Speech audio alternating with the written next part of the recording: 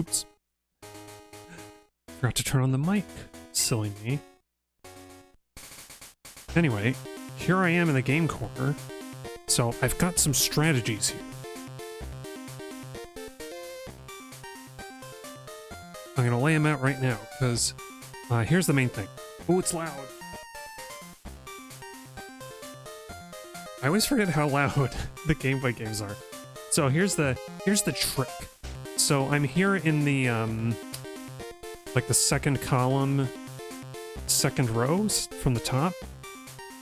Normally there's a guy sitting here, but if you come in during the morning, he's not here. And this is a guaranteed, like, better luck slot machine. There's so many factors into this. There's a channel, I found a channel that I think explains it pretty well, called _Crystal. Explains the slots for this generation. Basically, we want to get this slot because there's like a 1 in 6 for most slot machines when you first activate it, of whether it will, whether it'll be like a better luck machine or not, whether it'll be in like good luck mode or whatever. And that, if it is in good luck mode, the 1 in 6 chance it'll have a chancey appear, like one at, like there's the, like, there's any chance at all for like a chancey to appear and just give you the 7s. There's also, I think there's also better chances of like having a bias towards the 7s.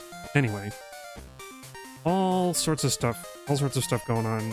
There are all sorts of mechanics. The way that I play, you'll notice my credits are a lot higher than they were from last stream. That's because I've been playing off stream. And since I'm only right now trying to get the Thunder Team, I only need to get one more jackpot and we'll just have more than enough. So what I do is bet 3 coins, always bet 3 coins. And then the first 7 is the only one that we really care about lining that up. Whatever. If you don't line up the first 7, just mash to get out of there. Oh, I forgot. The first thing is I take off my headphones. You wanna not listen to the game corner music, as good as it is. You don't want to listen to it because it'll mess up the time. It'll mess up your timing. Like, you only want to be concerned with the visual. And whenever you start a round, the slots will like choose a bias. It'll be biased towards one of the. It'll either not be biased at all or it will be biased towards like one of the images, one of the pictures. And if it's biased towards 7s, it'll actually like move the slot down a little bit if the 7's not on screen. And so we kind of want to activate the first 7 like as early as we can to see it like move down farther. Like you'll feel it. It'll feel like there's lag before it actually stops. Oh, no, I think there's no bias in that one. I got Pikachu's though. But anyway, if there's a bias towards 7, that's good. That means that you might get the 7s to line up. But there's also this element of like, okay, but here's how I've been playing. Try to get the first 7 on the board, and then when I activate when I try to line up the second 7, I just mash. Just mash to get the third one out as soon as possible, because it doesn't really matter. It's like the slots kind of deterministic, where like you will not get a match if it has decided that you won't get one. So you may as well mash to go through it faster. No match. But this is how I've been playing. This is how I've got up to 5,000 credits from yesterday, where I had like 1,000 or something. Or 800, I think we ended the stream. Okay, that one feels like it might have been delayed a little. Like there might have been a little lag. Nope. No lineup. The first 2, so like I only care about lining up the first 2, and then I just mash to get the third one out. And that's been working. Most of the time I do get the match because of a chancey coming on, so.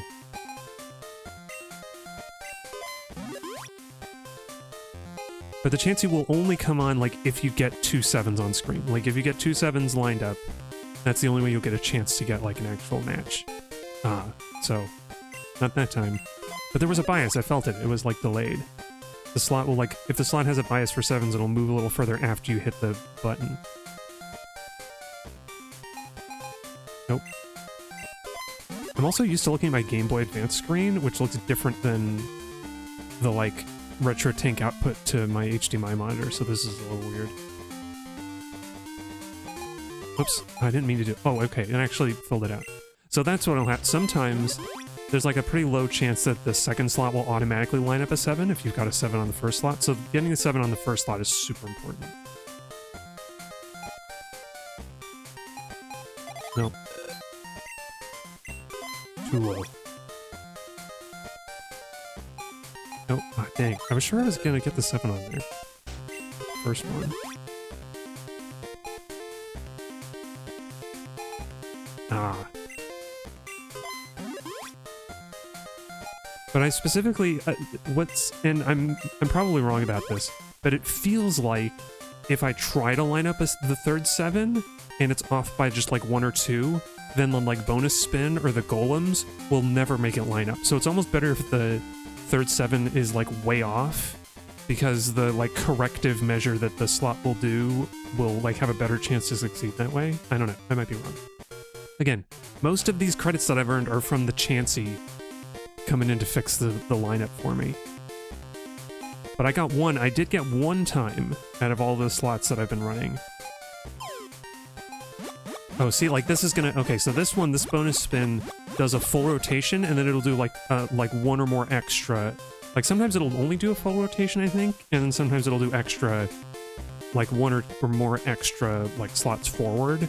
So yeah, because the 7 was 1 forward, it was never gonna line up. So it was kind of bad that I was trying to line up, or that I happened to almost line up the 7.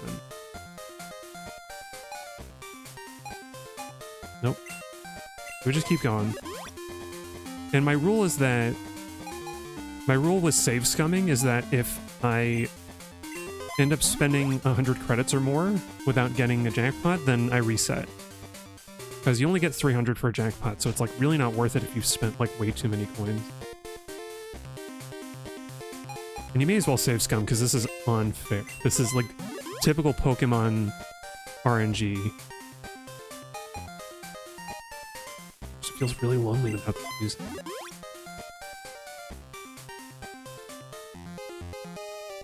But it really does like throw off the timing for lining up the first 2 7s. Which I'm not demonstrating very well. I'm not demonstrating that I can do it, but I can do it.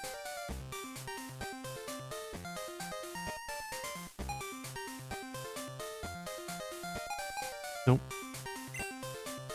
I can't do it and talk, though. I think that's what I'm doing wrong.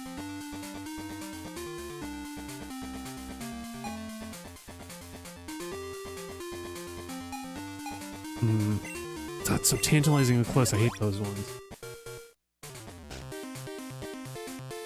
And you may as well mash to get the third one out, because the slot positions don't reset. So, like, if you do it for long enough, eventually the third slot will just end up in a good position.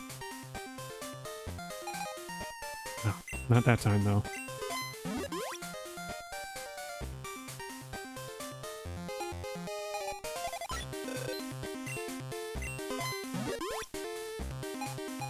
Man, I'm really screwing up the first 7 now.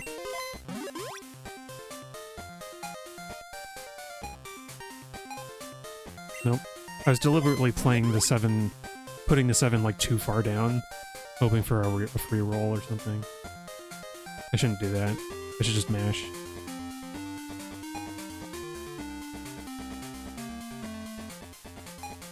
Ah, dang it.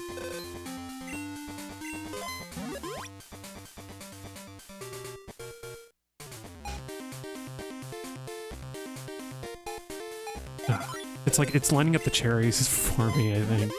I can feel the lag sometimes, man.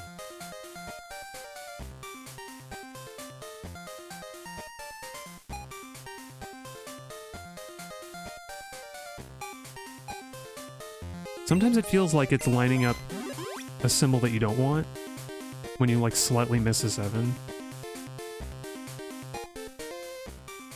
And I don't think that's what's happening. I think it is just random. Dang. But also staring at, like, the symbols, staring at, like, a fixed point makes it almost look like there's this sort of spinning column of colors. Of, like, colors and random shapes. It's very, like, mesmerizing.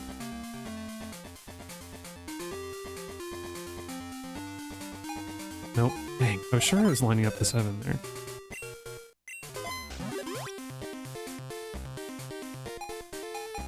Sorry, this does take a while, but it takes less time than trying to beat the Elite Four to get the money that you would need. Because it's like 110,000 Poké Dollars to get like a TM if you buy it. I don't have that kind of money. Ah, man. I've switched to the Game Boy controller with the adapter now so that I don't have to worry about input lag from the Wavebird. Incidentally. So I can't complain about the controller being too slow. I can't complain about input lag from the RetroTink though. Maybe. Probably not. It's probably not significant enough actually to be a problem.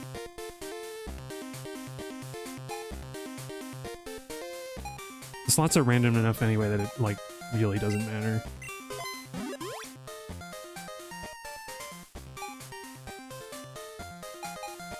Look how close that was. I mashed to get that. Like, as fast as I could press.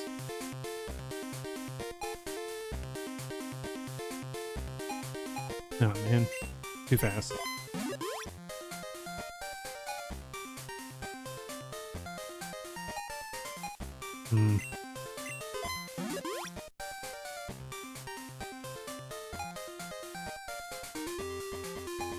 What? Where's the other 7? I was waiting for the 7.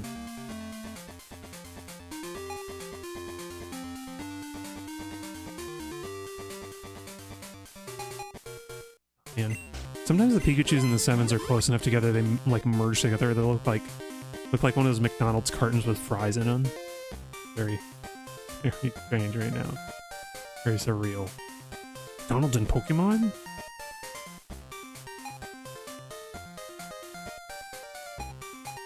World truly is coming to an end. Okay, I'm gonna soft reset because we spent a lot of coins to get nothing. Get nothing. Okay. We didn't even get any golems or anything. I am on the lucky machine. I don't know what's going on. Okay. Oops. That was my fault.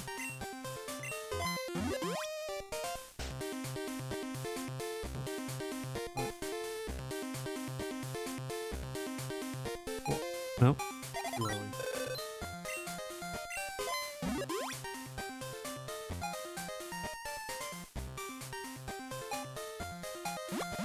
Oh, here we go. So this one is probably not going to land it. I don't think it's going to go far enough. Yeah. And it doesn't matter where I landed. According to the video I found on YouTube, it doesn't matter where you land the third slot if you get a bonus spin.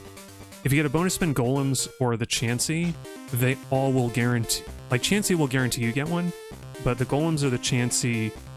the Golems or the bonus spin are only... Sometimes they show up and they're gonna, like, give you the 7. And sometimes they show up and they just, like... Basically, when they show up, the game has decided whether it's going to give you the 7 or not. With the Golems, it's like a random chance. If it decides not to give you it, it'll make a random number of Golems, and it'll skip the 7 if it was gonna line up. So, like, either... Like, you're predetermined. Once that happens, it's, like, up to fate whether you get it. I don't know what the chance is, what the percentage is, though. Second 7 didn't line up, man.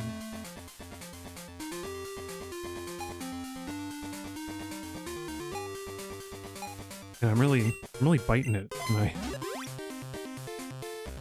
swear I actually earned these coins. I didn't just, like, buy all of them. Ah, crap. I panicked. I, like, spammed too early. Oops.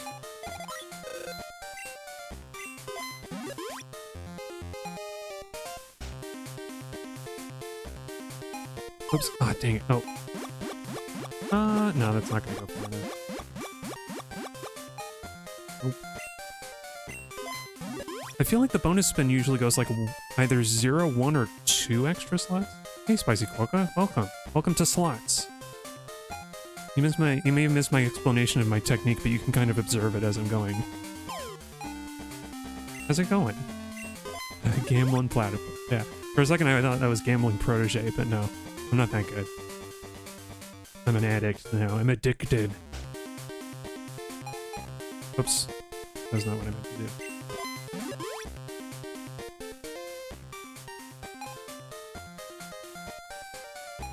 Nope. Ah, you're working on stuff for a class? Yeah. That's nice. You can enjoy the game corner music in the back. Oh, that was one of my strats. I actually don't get to listen to the game corner music because it throws off the rhythm. So I'm sitting here in silence. Relatively speaking. Oh. I'm sure I had the 7 ready to go. Oops. You can hear me saying oops a lot, I think.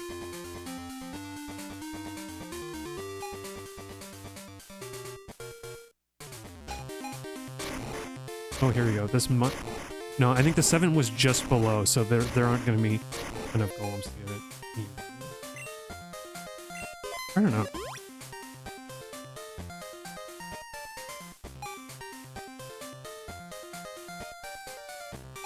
Oh, where'd my 7? Where'd my 7 go?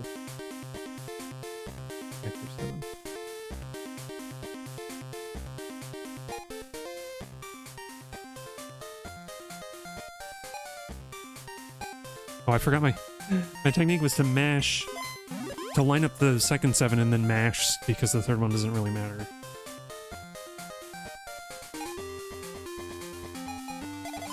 Yeah. Anyway, I'm not going to be doing this the whole stream, but this is just how we're starting, because I want to get the last bit. I want to break over 5,500 so we can buy Thunder TM. And then we're going to do training. Oops.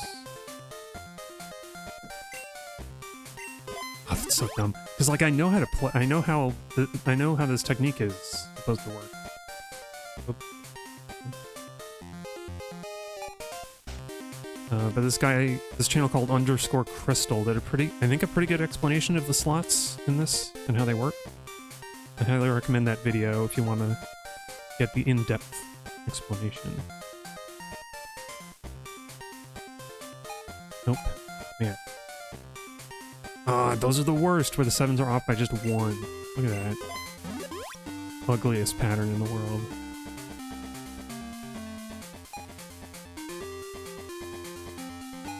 Oops.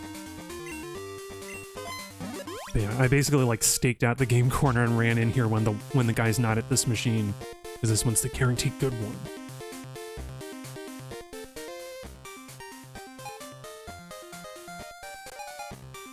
Oh, we might get it this time. It'll be close. Oh, yeah, we got it! We got the payout! Hell yeah. See? I don't know how many... At this point, I don't know how many times I've played the slots, but I've never actually lined them up myself except for one time. Every other time it's been either the respin, the golems, or the Chansey gave it to me. And mostly Chansey. I think I've gotten like 5 or 6 Chanseys. Okay, we want TM22, I think is Thunder. 25. TM22 is Solar Beam. Because yeah, I think this is Blizzard and this is Thunder Fire Blast, excuse me. I think it's Thunder, Blizzard, Fire Blast, and Blizzard is okay, maybe, but Thunder's the one I want. Yeah. So I'm glad that I figured out this technique to build up coins really fast, because we're going to need it to get Porygon later. Porygon in this game is 9,999 coins. Unless I play Crystal. If I play Crystal far enough to get to Kanto, then we can get it that way. Because Crystal... In Crystal, Porygon is much cheaper to buy. There we go, Thunder! We got it! Should I learn a Pokemon? Yes. We're gonna teach it to Carrie, who's the only one who can learn it. He's trying to learn Thunder. Okay, we want to replace... I really don't like Confuse Ray. I use it sometimes, but it's just not worth it. And I think it's good to have Spark in case we don't need, like, a big Thunder sweep. So I'm gonna do this one. Like, 1 out of 3 chance to hurt yourself is not really good. Like, I've given up all hope on confusion as a tactic. Look at that, 120! We got it. We got Carrie. Carrie is going to be doing great things when we eventually get to the Elite Four.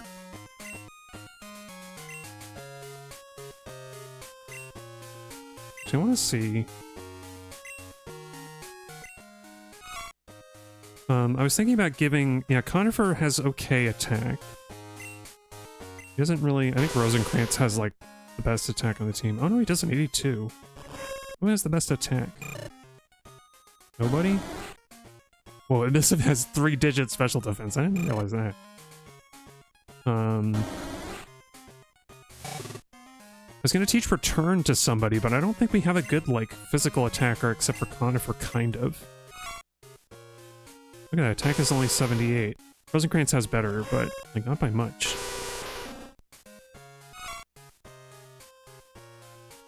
Yeah, I don't know.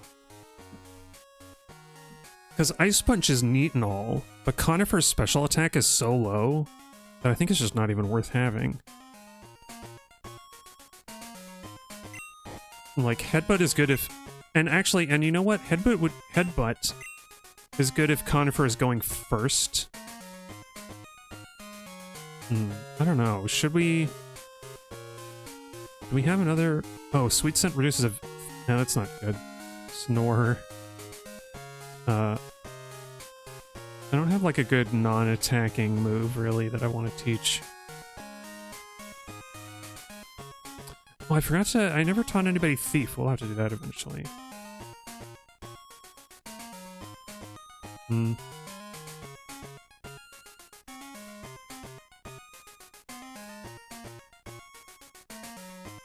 Actually, I wonder if Sweet Scent and Fury Cutter could be potentially a really good combo on a Pokemon, because then you're like...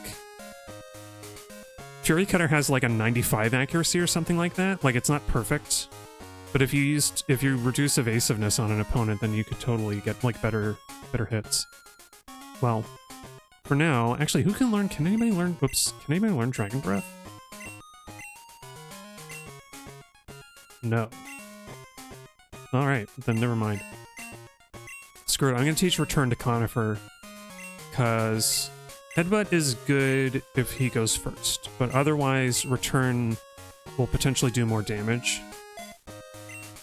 And I think Iron Tail and Shadow Ball already give him a good variety of stuff.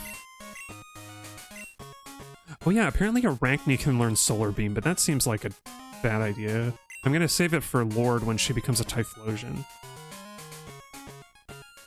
As well as Thunder Punch. We're gonna teach for Thunder Punch.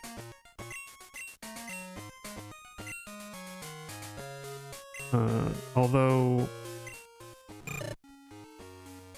Yeah, her attack is not much less than her special attack. But wait, what about... What's going on with you, Arachne? Your special attack is not great. Arachne is also very slow. I wish she wasn't so slow. I mean, she's a spider. I think she would be fast. Oh. So now... Enough micromanagement. Now we're gonna go... train. Oh, I need to put away some of these items. Okay, let's do that, and then we're gonna go train. I think we gotta go fight the guy in the lighthouse, because he gave us a phone call. He was like, I want to fight you again.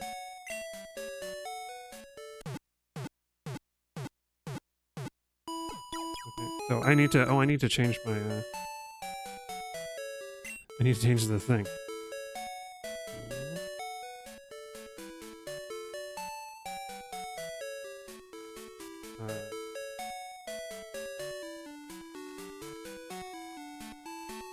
There we go. Training for the Elite Four, so that's what we'll call it. But yeah. There you go, I did my little demonstration of the slots. They're not so bad. They're not too bad. I was actually having a conversation with somebody about... Somebody brought up the Heart Gold Soul Silver Voltorb Flip, which I think is a pretty fun game, but it doesn't have a lot of... it has a very low payout, which is a bummer, and they removed the slots from, like, the North American version. Oh wait, did he not want to fight us? Am I wrong? Oh, maybe I misremembered. Oops. Okay, I guess we don't have any trainers to fight, so we're gonna go back. We're gonna go back to Victory Road. Oh, you know what? I should call it Victory Road Training, really, because that's what this is. Hang on. I want to pick up some of the items that we missed.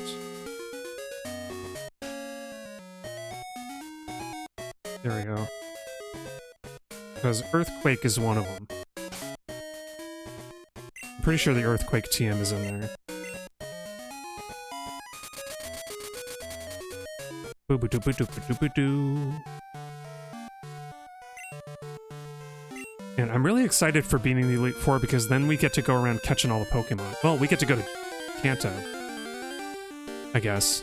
So I guess I'm looking forward to beating Kanto so that we can go around and like catch whatever Pokemon we need.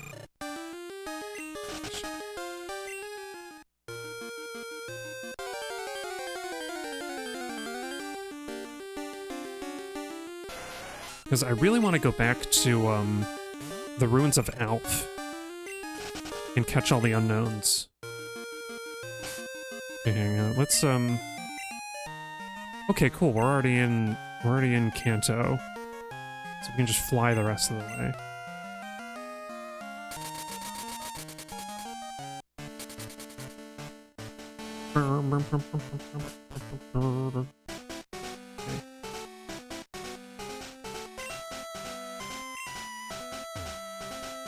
Ooh, there's a hole. Yo! Oh, I think this is it. I think this is Earthquake. Yeah,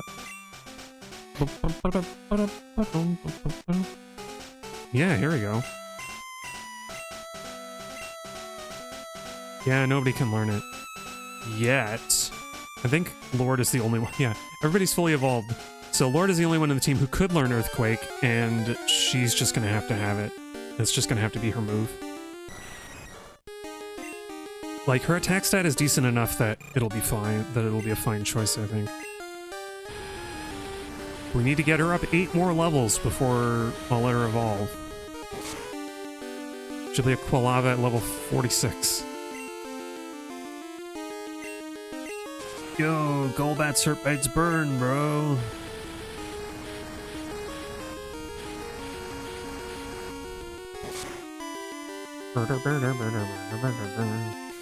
Aw, man. Hey, Lord, come on, you can do it. Or does he get knocked out? Oh, never mind. You didn't have to do nothing. Ah, Golbat. I don't think Golbats are worth the effort, actually. Oops. Dang it. I wanted to do an item finder sweep.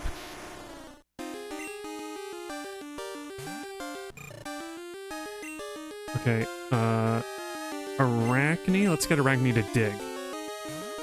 Because Gravelers like to explode. Oh no! Okay. Arachne should be faster than a Graveler, right? Yeah.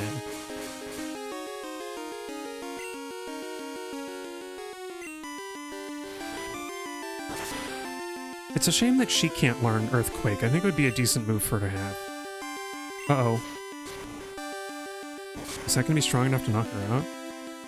Apparently not. Okay, I'm just hoping that the Grappler's going to self-destruct before it actually knocks out Arachne, because it might do that. There we go. It's like, it's so difficult, because it's like, it's totally random.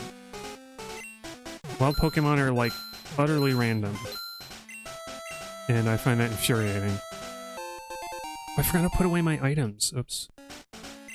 I hope we don't fill up the, No, let's do that now, because I'm definitely going to fill it up, and Arachne needs healing.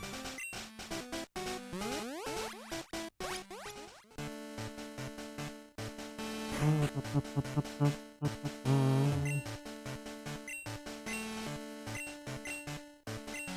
my gosh. I had such a phone debacle today. Like a week or so ago, maybe it was earlier this week. I feel like it was last week, but maybe it was this week. My, the camera, like the forward-facing camera on my phone just stopped working. Like it's got a hardware problem that I don't know what it is. It's a mystery. And, oh, we don't want to put those away. And, my phone is a Motorola Razr, which means that it is basically impossible to repair, or it's maybe the most difficult phone that you could have, that you could try to repair in the world. And so, oh, what do you, last Dana. Oh, we do have a trainer to battle. Awesome. We're 38, okay. But anyway, I had bought a replacement phone because I thought, hey, you know, I've had this phone for 4 years. I was hoping to have it for longer, but I kind of can't live with a phone that, like, that's already a little broken and might get more broken, you know, just naturally over using it. Sure enough, I ordered this phone. I ordered OneNote because it sounded like, you know, I'd heard about OneNotes before, and it sounded like this model was a good one that I picked. I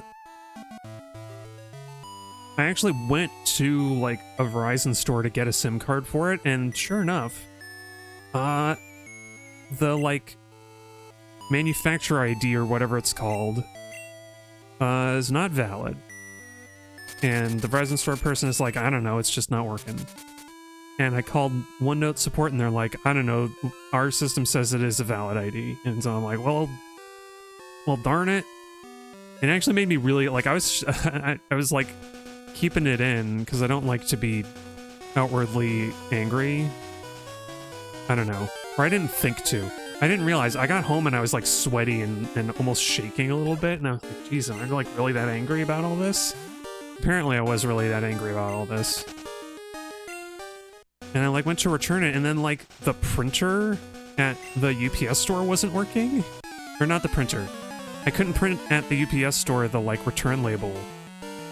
Because the like, computers weren't, like, the credit card reader was not connecting or something. And I'm like, what the heck is going on today? Like, everything is broken, and nobody knows why. I just had one heck of a day. And I had to travel. I had to take the train out to, like, get to the store in the first place, because there just isn't, like, there just isn't one near me. So I'm like, at least I didn't have to wait on the platform very long. I actually got really lucky with the trains somehow. But it's just like this compounding frustration. These compounding problems, like, all day today. And it was just, oh, she got an Ampharos now. Did she have, like, a Flaffy before? Well, there's nothing I can do about an Ampharos. I should have switched out.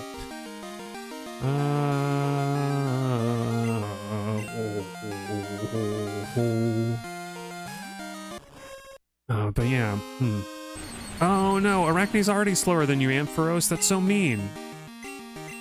Well, let's take a dig. At least, I think Rain Dance only powers up water moves. Oh no, Arachne! Break out of it, you can do it! Do I have to use a full heal on you? I really don't want to. Hey, there you go. I really don't want to spend a full heal while you take more damage. There you go. Come on, you gotta be strong enough to knock out Ampharos. I know it's not a stab move. Oh, man. Well, let's do Sludge Bomb. We've got the Poison Barb. I should have just done Sludge Bomb. I bet that would have knocked her out, actually. I'm not thinking tonight. Like, my brain is fried. I, like, ordered a different phone, even. I even went out of my way to, like, be like... Oh, wait, I didn't remove her phone number anyway. Okay. Whoops. No. We want to fly here.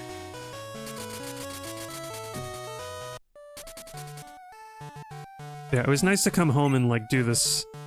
Get all the Game Corner coins that I needed. Wow, you're, like, immediately on Route 27 as soon as you start surfing, huh? I thought I had to go farther.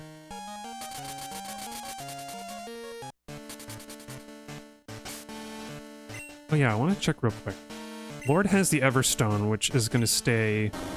She's going to keep that until we need her to evolve, I think.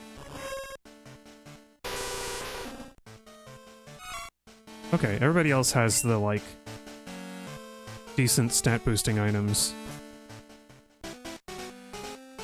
Alright, let's keep going. I'm just gonna keep delving into... Oh no, wait! I need to heal up everybody. Oops.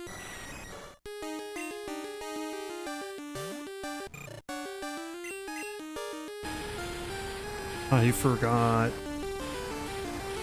I forgot to go to the Pokemon Center. That's a nice thing about having a Pokemon with Dig on the team. Arachne can just take us out of here real fast. Oh no, Lorde! Are you jealous that I was talking about Arachne instead of you? No. That Golbat is strong, but you can do it, Lorde. Oh. Maybe you can't.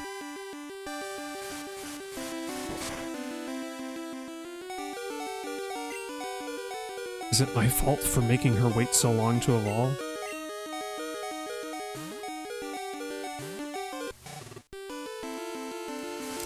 Oh, for flip's sake.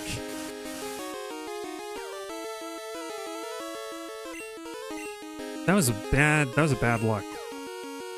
I don't know, what do these wild Golbat have? They have wing it. This one has wing attack and maybe it only has wing attack, supersonic and confuse ray. So it's like a 1 out of 3 chance to get confused. Or to get a confusing move.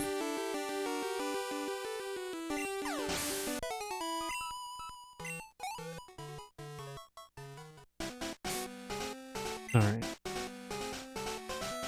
Arachne, take me out of here.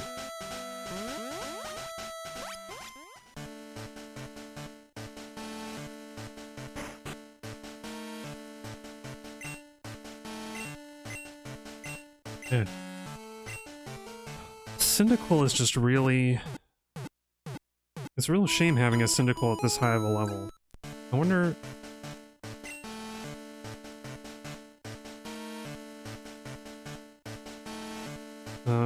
Quilava, when do you learn?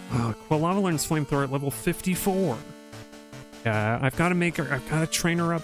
I've got to train her up when she's still a little Cyndaquil. Cyndaquil. Where does this go? Oh, right. I went there on the ladder and that had an item in it. Bada-bada-boom. I think maybe we can get stuff around this way. Oh yeah, and I should be checking the item finder too. Gosh. I think Golbats just aren't worth it. They took too much damage. But I'll fight them anyway. Just screw it. I guess Golbats have decent attack stat. That'll help Lorde when I teach her when I teach her Earthquake.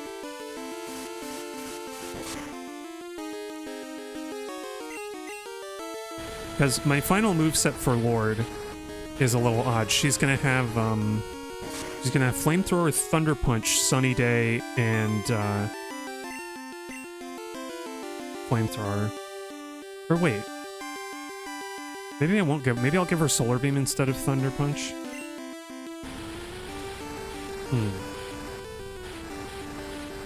Oh, wait.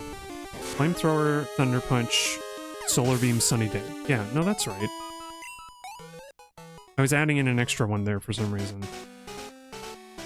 Yeah, she's gonna have Sunny Day, which will be good for the Flamethrower and Solar Beam. It'll open up a lot. Like, she could fight a Quagsire, potentially. Although, that would be a really risky move. Like, if she's already set up with a Sunny Day, then it wouldn't be so bad. Okay, Carrie will be my safety. Will be a safe choice here. Oh yeah, I wanted to get Steel Wing for Rosencrantz, because that would mean that he can fight rock Pokemon. Which I think would be quite a nice mix-up. I forget where you get Steel Wing. I don't think we can get it yet.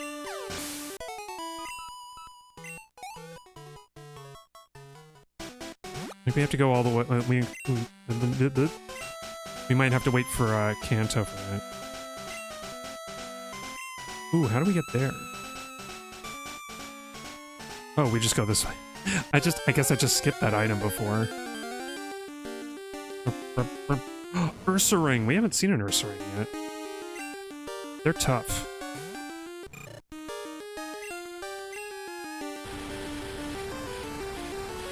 Oh yeah, and we can't get Sunny Day until we get to Kanto. That's a Kanto item. Ooh. Flame Mill didn't do a lot of damage, but we didn't get paralyzed. Where do we get Steel Wing?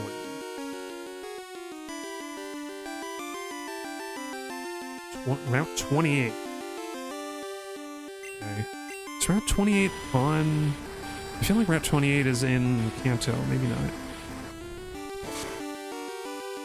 Maybe it's part of... Because 28 would be very early on in the game, if not. Ooh. Are we in... I think we gotta switch out Lorde. Sorry, Lorde. Emissive, you can take over. It's a shame we don't have any good fighting attacks on any of our Pokemon. I mean, we could...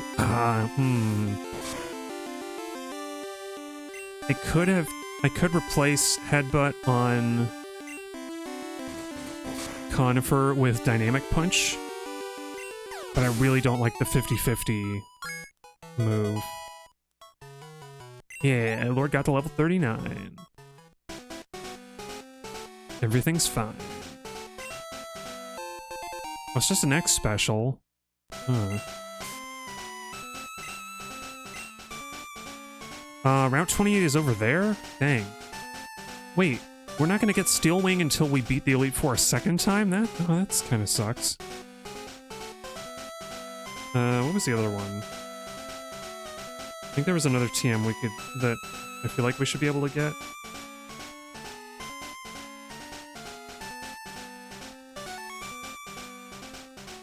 Oh, there's a nightmare.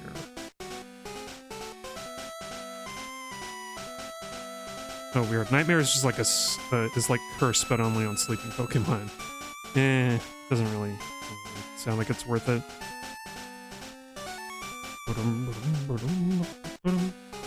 Alright. I like this music. What can I say?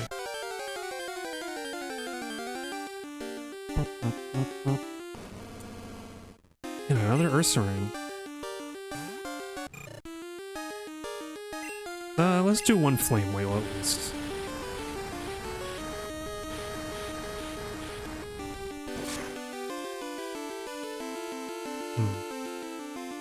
Ooh, okay. I don't want to chance it. Lord is too low in health.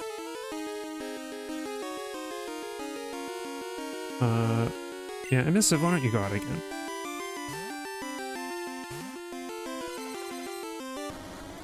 Like if when Ursaring when Emissive levels up, he'll learn another dark move that we can use.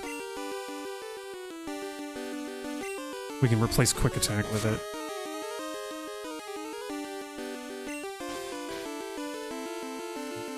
It's a shame. I feel like Emissive should be able to get a better moveset than he can get.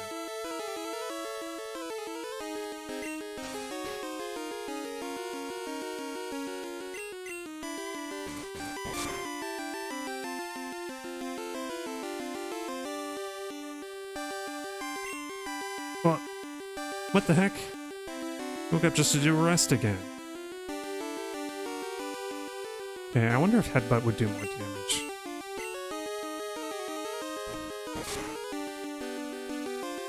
No.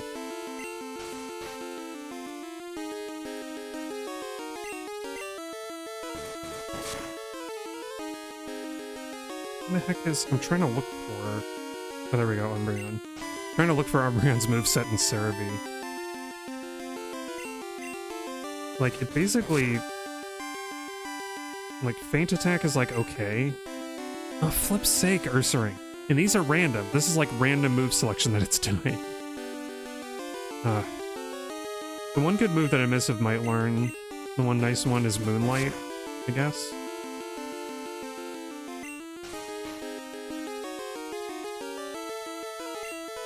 We could teach him Zap Cannon, but I don't really feel great about that. Or Hyper Beam. There just aren't a lot of dark moves in this game.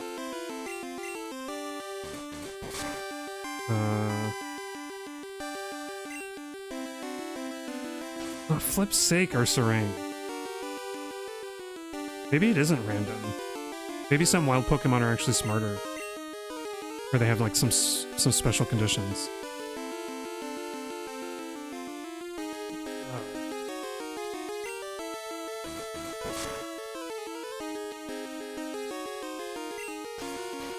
Oh, weird.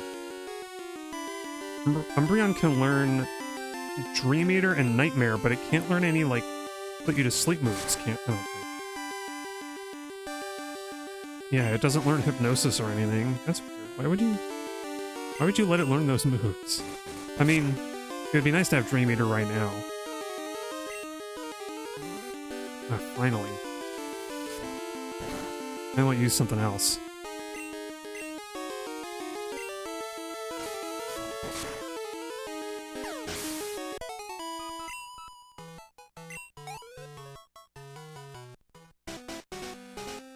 Like, I guess we could, or, you know, I think I was going to teach Psychic to Emissive, but we need to get into Kanto to get that TM. I think that's what I'm planning to give him eventually.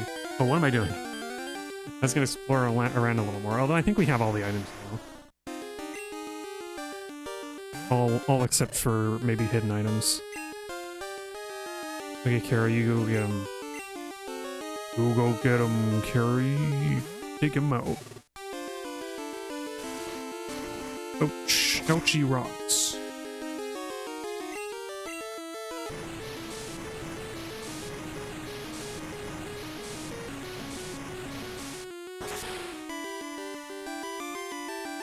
Yeah.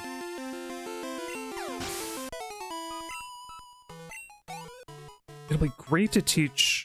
Oh, that's right. It'll be great to teach Emissive double team, but I think, yeah, he doesn't learn it. Weird, doesn't Eevee learn double team, or am I crazy?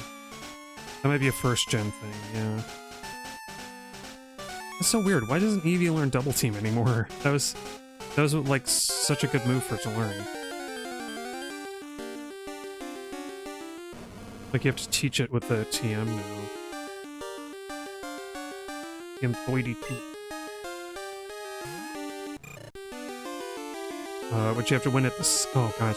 You have to win double team at the game corner in Celadon. So not only do I have to do more gambling, but I can't do it until we get to Kanto. That's really annoying. Although, Kanto is fun. I like the whole going through Kanto bit in this game. It's pretty cool. And I know I said I was done with confusion, but Emissive doesn't hit as hard as I would like, so I'm gonna go with it, because Ursaring does hit hard. And it keeps doing rest. Keeps doing rest like a miscreant. Ooh, crits! Hit yourself. Knock yourself out. Yeah. Almost. You almost did it. I think this should be enough.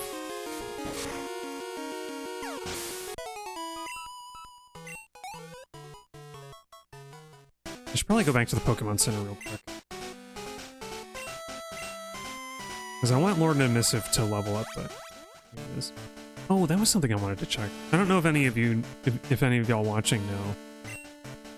But I would love to know if the experience share also shares EVs, or if it's only experience. I have a feeling it's only experience. Like, if you're not in the battle, you don't get EVs. But it would be nice to know. Because I'm going to be using it mostly to train up the Pokemon that we want to evolve. The Pokemon, like, take forever. I'm also going to be using it for, like, Dratini, I should say. Dratini and Dragonair. Although I think Dragonair gets some better moves in this game. Oh gosh. Yeah, Emissive, why don't you fight the Golbat?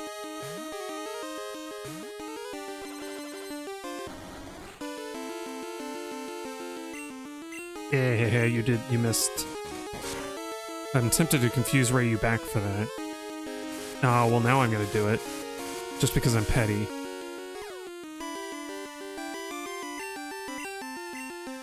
And because I'm feeling really annoyed about this whole smartphone debacle from today. Come on, Emissive. Give her a taste of her own medicine. We're fighting a lot of girl Pokemon today. I don't know what that's about. And a lot of girls' Pokemon from the trainer. Hey, well, hey!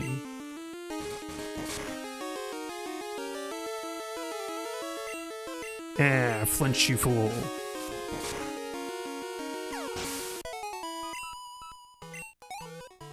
I think Psychic will be a real boon to Emissive's moveset. Because right now, he's only got... Who's he strong against? He's strong against Psychic and Ghost type, I guess? I think that's it. Psychic and Ghost is not great. He might have to be our starter. He might have to be our sweep. Like, he might be able to sweep Will. Elite Four Will. Who nobody can... All I can remember is he's got that, like, Robin mask. Batman's Robin.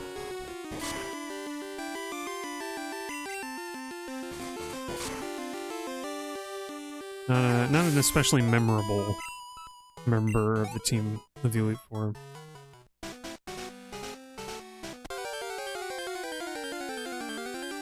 What do we see if you almost leveled up?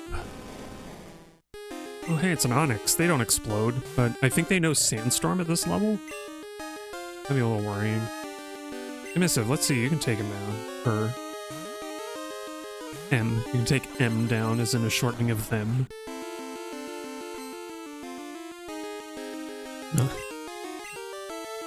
I think it's kind of funny that the harden effect is a little bit too small to cover the sprite for most Pokemon, so like Onix doesn't, like... It's like the edges don't shine when it does harden. I think that's kind of funny. It's like, oops. It's like Achilles getting dipped in the lake. Onix, your ankles. Your mother dipped you in the lake, but held on to your tail and your neck, I guess. And so those are your weak spots. That's where, I forget who Achilles was. Wasn't Achilles on Odysseus's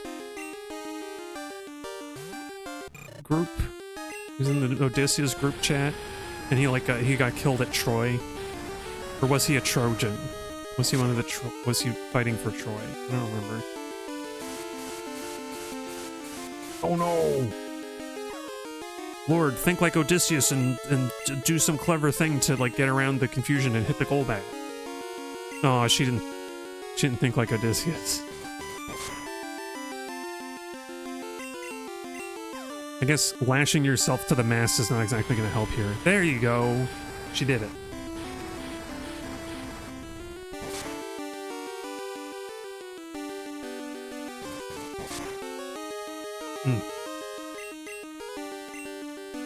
I'm really eager for Lorde's glow up. Lorde's level 46 and 47 glow up. It's going to be amazing. I'm only going to stream for 2 hours tonight. 1 hour from now, I guess, so it's not... We may or may not see it. But I will be sure that... I will be sure to wait and make sure that, she evolves on stream. Whether that's tonight or Monday. Yeah, you know what, Carrie, you get in there. Oh, and this is almost leveled up. Never... Oh, whatever. There's the sandstorm.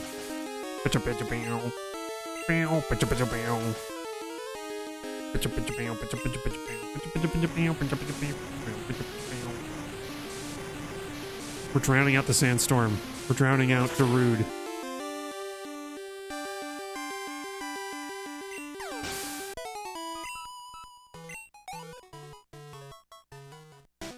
Just inching forward.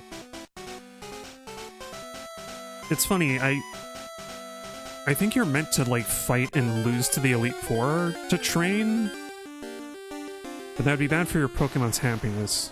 It'd be bad for all of our Pokemon's happiness. And right now, Conifer's happiness is kind of important because of Return. So I kind of don't want to do that. Not to mention that it feels really mean. Okay, Missive, let's hope that this Graveler doesn't blow up on you, alright? She's got like 3 moves at least. Hey, she missed.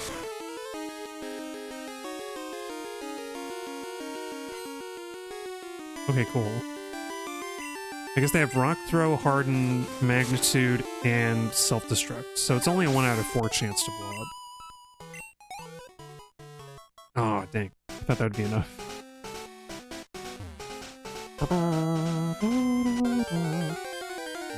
I can't help it. I love the music in this game. I just have to sing along.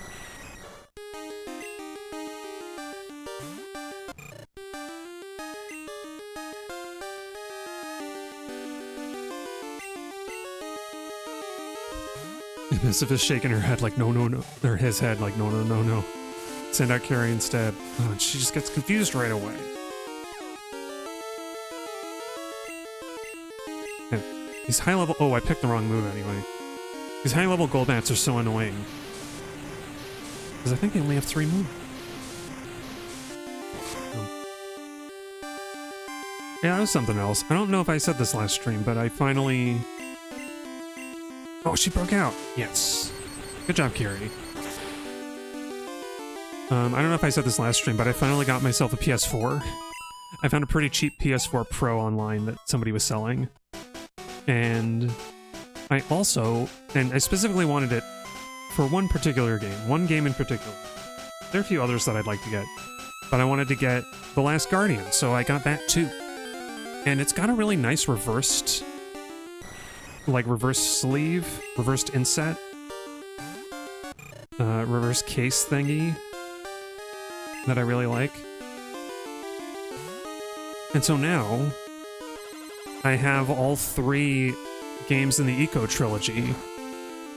Okay, Golbat has... Okay, these Golbats have 4 moves. They have Bite, Wing, Attack, Supersonic, and Fuse Ray. Anyway, yeah, I've got all the Eco Trilogy now, so I can stream them when I eventually have the time to do that. After I beat the other games that I want to beat on stream. 36, the magic number. Missive's trying to learn Feint Attack. Yeah. We're gonna get rid of Quick Attack.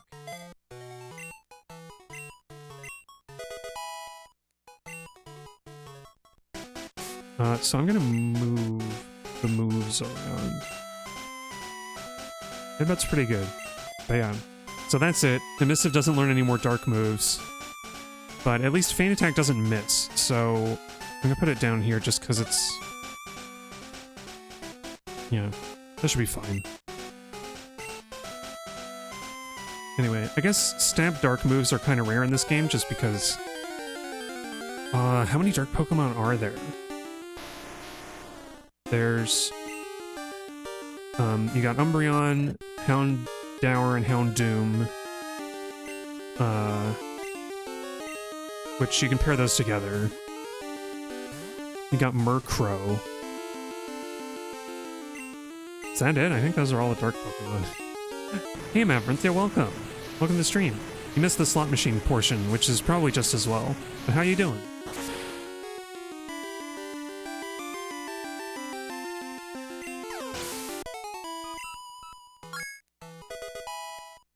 Oh, you're tired? Aw, long week? Long, difficult week? Well, I can... Okay, it's time to go back to the center.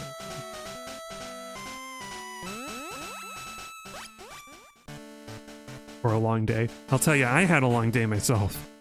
I don't know, you probably saw my Mastodon rant about my smartphone thing.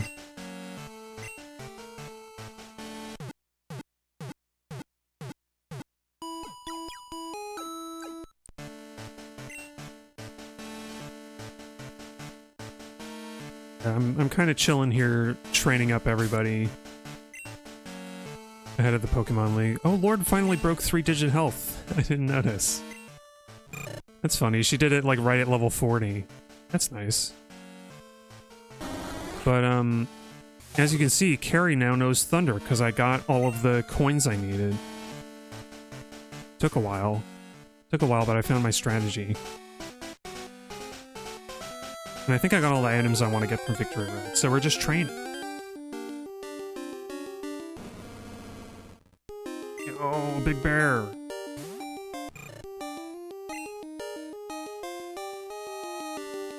Wait, is Teddy Ursa in this game at all? I don't think we've seen one.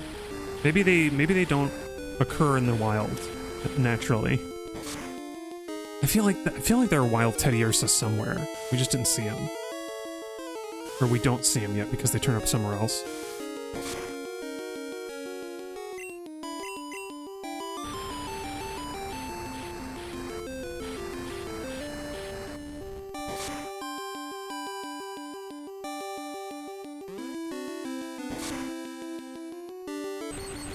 Oh no! I think I gotta switch her out. Arachne, here's your time to shine.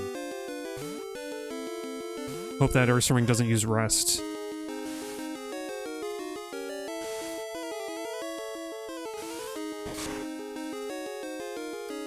Okay, you like Fury Swipes so much, why don't you try them on for size?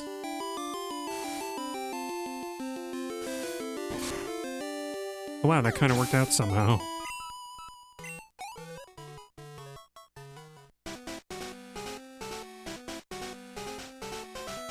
And I wish Lorde could fight for herself. Oh, you know what we should do? A bicycle always speeds up wild Pokemon encounters, and then we can listen to the radio. Is there no radio in the cave so we don't get a signal? Oh, here we go. Yeah. Fern with Poke music.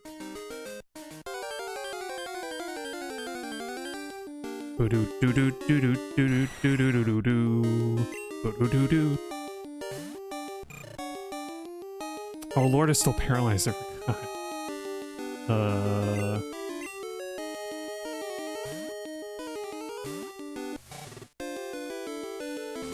Oh yeah, there's the strange signal you get in the Elf Ruins. Yeah, I kind of love it. It goes like a... I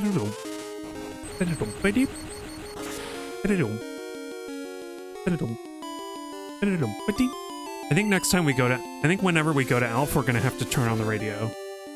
That should be the soundtrack to the whole... at least like when we're inside the ruins. If we're outdoors, then maybe we don't have to do that. But then again, there's also the, like... Inside, like, the ruin caves, they have that, like, slow tempo version of the outdoor music. That kind of sounds like a little echoey, like it's a different instrument. So I don't know, I kind of like that. But we will, I think when we go to Elf Ruins next, I'll change the radio, because I like that song. No, Conifer, let's get you out there. You've got Iron Tail, you can knock out an Onyx. Contrary to expectations. That is something I love about Pokemon, is that sometimes you can just teach stuff like Thunderbolt Gyarados. I think is really funny. Thunderbolt and Fire Blast, I think you can teach to Gyarados. That was a crit rage? Wow. This Onyx is not very strong. Sorry, Onyx. It did what? It did like 7 damage from a crit. Oh.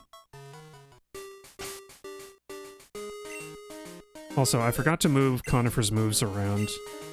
I taught him Return, which I think should be stronger than Headbutt by now. I mean, we'd have to go back to Goldenrod and ask the lady. Ask the lady if Conifer likes me at all. Yeah.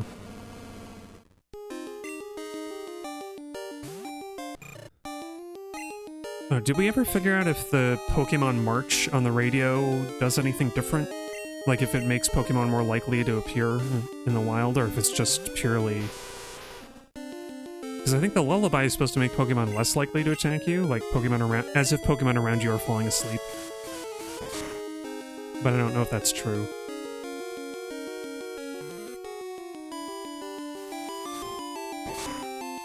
I kind of love the animation for Feint Attack. It's like, they kind of go John Cena style, I guess. Before John Cena. Ursaring invented the whole thing. Ooh. Wait, the March doubles the encounter rate, effectively being strong. What's a White Flute? Is that a later gen thing? Wow. I didn't know that. I was always putting the Pokemon March on because I was like, oh, well, sure, if the lullaby does one thing, then surely the March does something else, but wow. What do you know?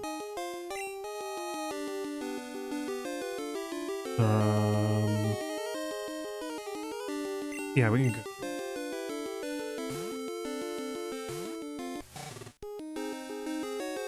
Oh, Magnitude. I forgot Carrie's electric. Doot doot doot doot. You can feel it. It's a Magnitude.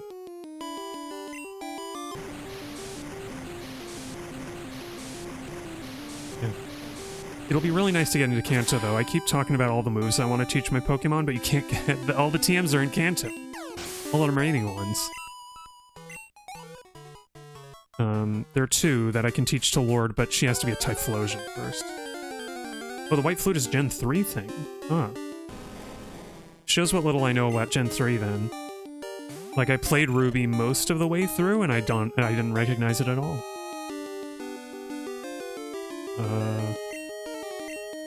You know, Arachne, maybe you can fight an Onyx. Let's see.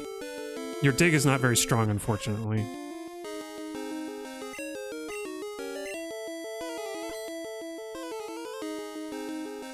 Oh, and I'm such a dummy. Onyx has really good defense. Oh, whatever. It doesn't have a lot of health, but... The smart thing to do with an Onyx is to use special attacks.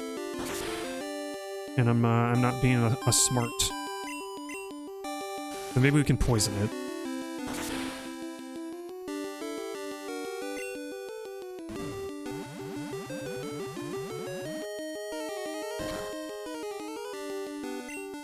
Yeah, we got a poison. Maybe Nightshade will do more, actually.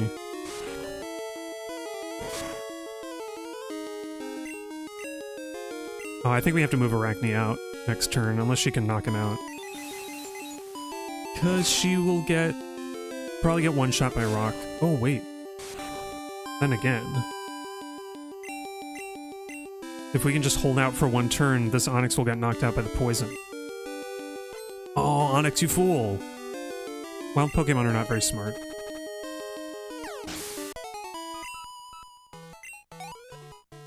Aw, she's like a sliver away from leveling. Yeah, let's stick it out. Anyway. Oh yeah, I wanted to pin in the chat,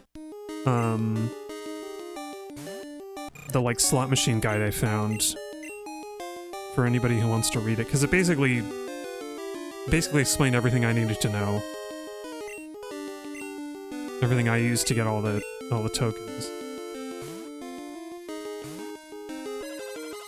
Like, the main thing, the most important thing you can do is is to go to the game corner in the morning and go into the, like, one slot machine that's normally being taken up by a guy.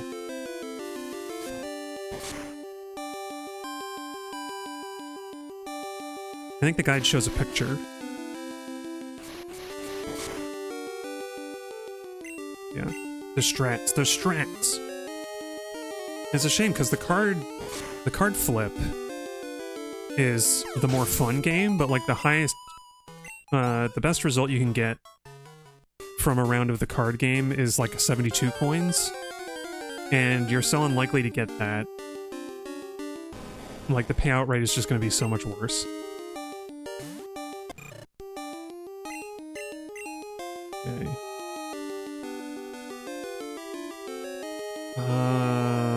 Yeah, I'm just gonna go with Carrie on this one, even though she's low.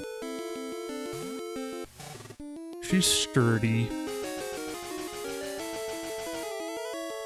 Yeah. Oh yeah, that's something. I mentioned that I finally got a PS4 so I can play The Last Guardian. But I don't know, the only other games I can think of for PS4 are, the only other games that I can think of that are like exclusives that I would want to get are Bloodborne and Gravity Rush. I don't know, are there any other good PS4 games that you can't get anywhere else? PS4? I had a hard time looking up any ones. I want to say Horizon Zero Dawn used to only be on consoles, but it's on... I actually have one. Somehow I got a copy of it and I don't remember buying it.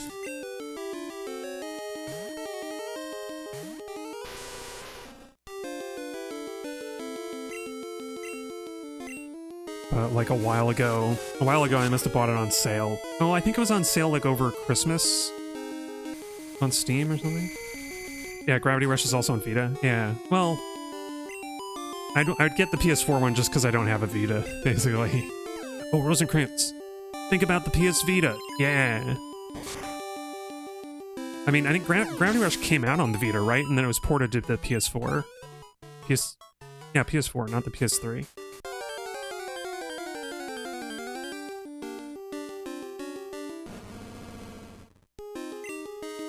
But they never ported Bloodborne, and they never ported Last Guardian. I don't know if the studio is even around anymore.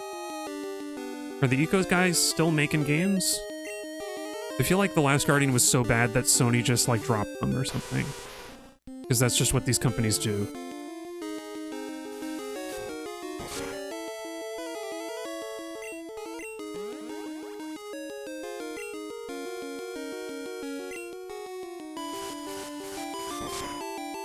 Yeah.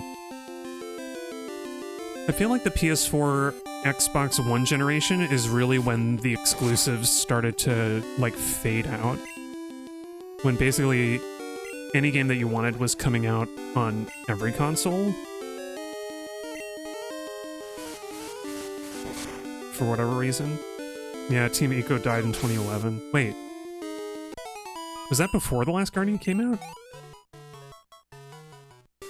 So did they not even make it? Man, who even made this game? I mean, I know it's like they were working on it for years. But it's Japan Studio. Well, Japan Studio published it. I don't know.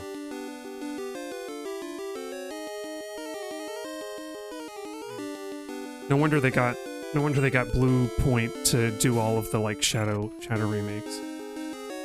Oh, a new company took over development. Okay. That makes sense. It's sad, but it makes sense, I guess. You know what, Conifer? I bet you can take on a bear. Get out there. Take on Ursaring.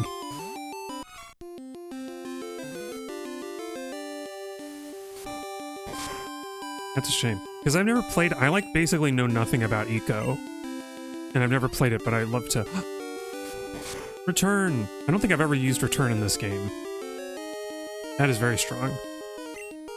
Haha, you fool. Oh, Team Eco became Gen Design. What, are they gonna steal the, like, dinosaur eggs from Jurassic Park? What the heck is that name? Oh boy. I gotta wonder, I mean, I imagine the developers moved on to other companies, right? They're still doing work, probably.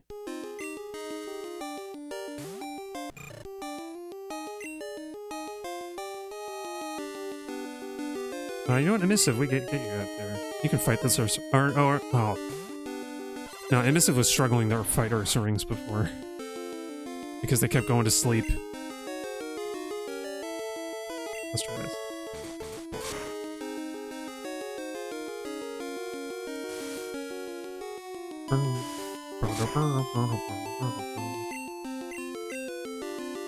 It's kind of sad. I think a lot of most of the development companies that have made, or most of the game developers that have made games that I love from not necessarily my childhood, but from a while ago, have, like, been disbanded in one way or another. Oh, Gen Design has 4 other Team Ico members? Or 4 other Team Eco members. Went on to do something else. It sounds like they stayed on with the new company, yeah?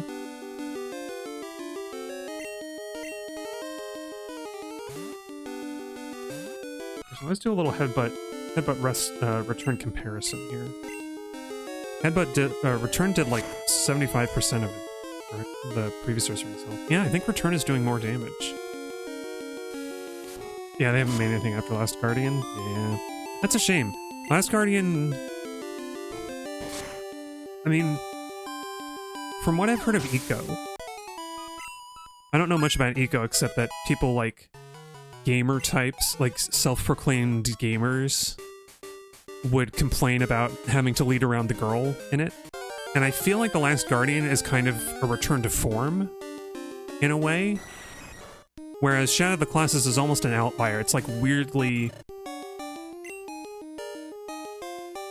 Yeah, I don't know. It's almost like an outlier in that sense, compared to their, like, one other game. I feel like they must have made more than just those 3, but those are the famous 3.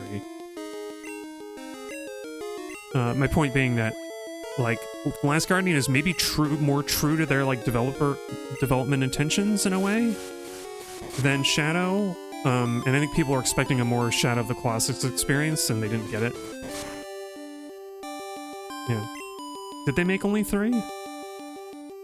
I may have like stumbled over my words. I was wondering aloud whether they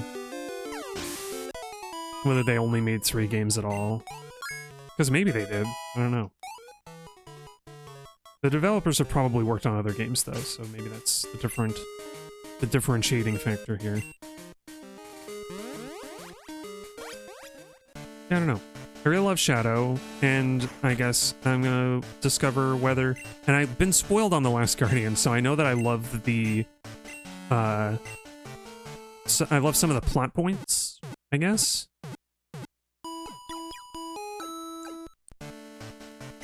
Like, I've seen the ending, and it makes me want to cry. But I don't know about Eco. I haven't played Eco, and I don't know what to expect. All I know is that you're a kid with horns on your crown and a sword. And there's a girl in a white dress that you gotta lead around somewhere. You're taking her on a journey. And, like, the Shadow Men want us to take her away.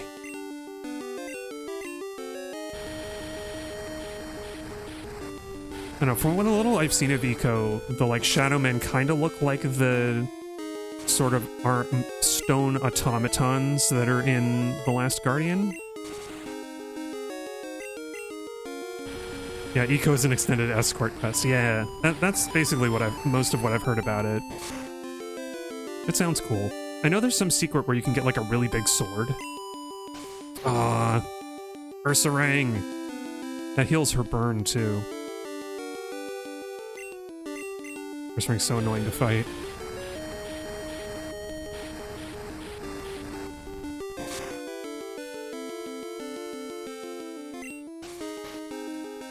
I don't know, maybe I should teach Dynamic Punch to Conifer, if he can even learn it. Try it out for a bit, and then switch back to Headbutt if I don't like it. Because we can just buy a Headbutt.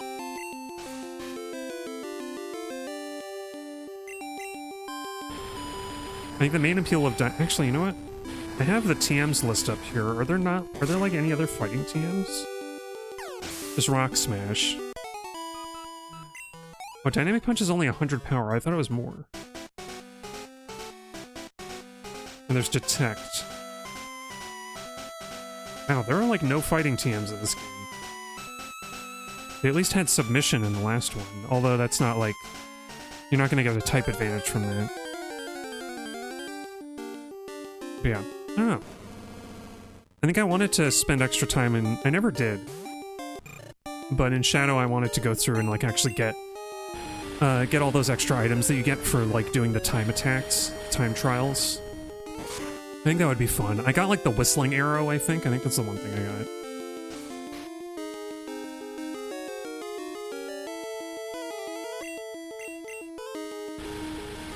When I do eventually stream it, I will try to grab onto the like big eagle that you can grab onto just to do it. Because I know that's something you can do.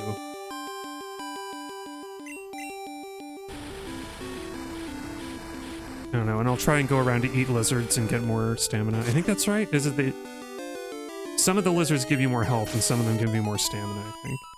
I think that's right.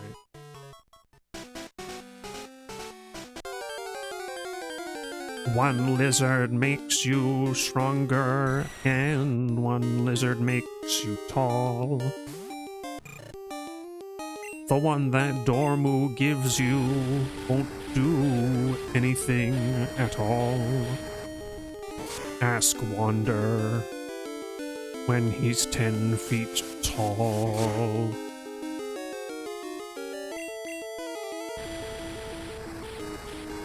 I just made that up on the spot. I'm sure Weird Al could have done that better. Oh, that doesn't really make any sense.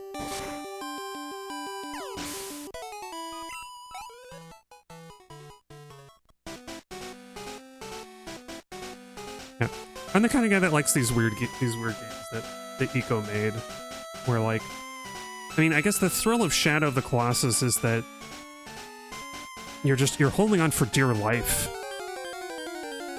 I don't think any other game has really captured that. Like Dragon's Dogma does the climbing on big monsters thing, but it's like it's not as central to the game loop. Like falling off of a Colossus is like dropping down a bunch of levels in Celeste or something. No, what is it like? It is kind of like old platforming things where you like drop to the previous screen, kind of like Mega Man. I think that's what I'm thinking of. Some of those Mega Man levels where dropping off the bottom of the screen puts you on the previous screen.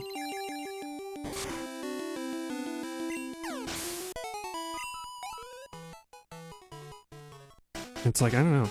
I wonder how much of Shadow's success was kind of accidental, like kind of like happy accidents, I should say. I don't know, I guess we'll find out. Maybe if Eco really annoys me for some reason, then I'll find out. But I'm also like very much an animal kind of person, so I'm pretty sure The Last Guardian will be really fun. Even though I'll be streaming and I'll have like the pressure of that on me. Cause this is like big, it's a big like critter. It's a big critter that you gotta take care of, and it's injured, and then it gets more injured, and you gotta feed it barrels. You gotta bring the barrels to the creature.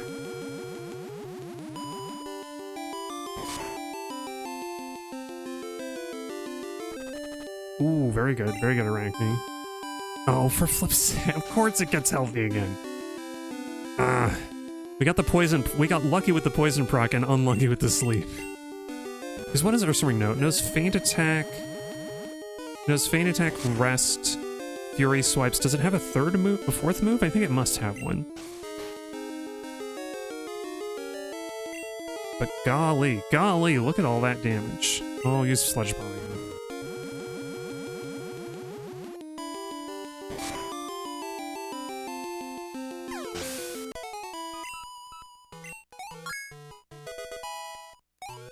Do you learn another move at level 36? Oh, no, apparently not. She will learn Psychic one of these days. I think it's level 53. That'll be cool.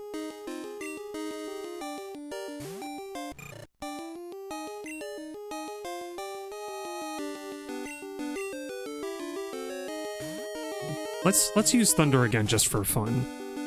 I don't need it, but we don't need it for a gold bat, but I think it's just fun to use it now that we have it. Yeah, we got lucky. We got lucky on the attack. Doom.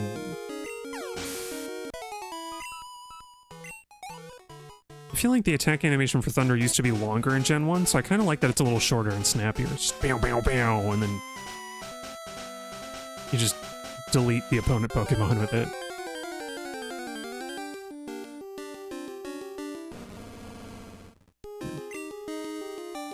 I don't know. Thinking again about Team Eco, I just really like weird games that do different stuff. Makes it really appealing. That trilogy is just really appealing to me, just on principle. The fact that they're, like, potentially related to each other.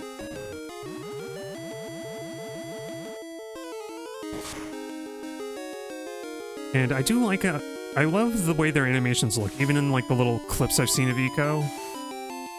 Like, I have a feeling that they just, like, basically use the same techniques in the animation rig for Wander. Because there's this funky thing that I never noticed until, I want to say it's Extra Credits did a really old video on Shadow of the Colossus, where they pointed out that Wander's feet kind of, like, awkwardly snap to the ground when he walks. Like, their inverse kinematics are just slightly weird. They're just, like, slightly off, where his, like, feet will snap and, like, go fully straightened out.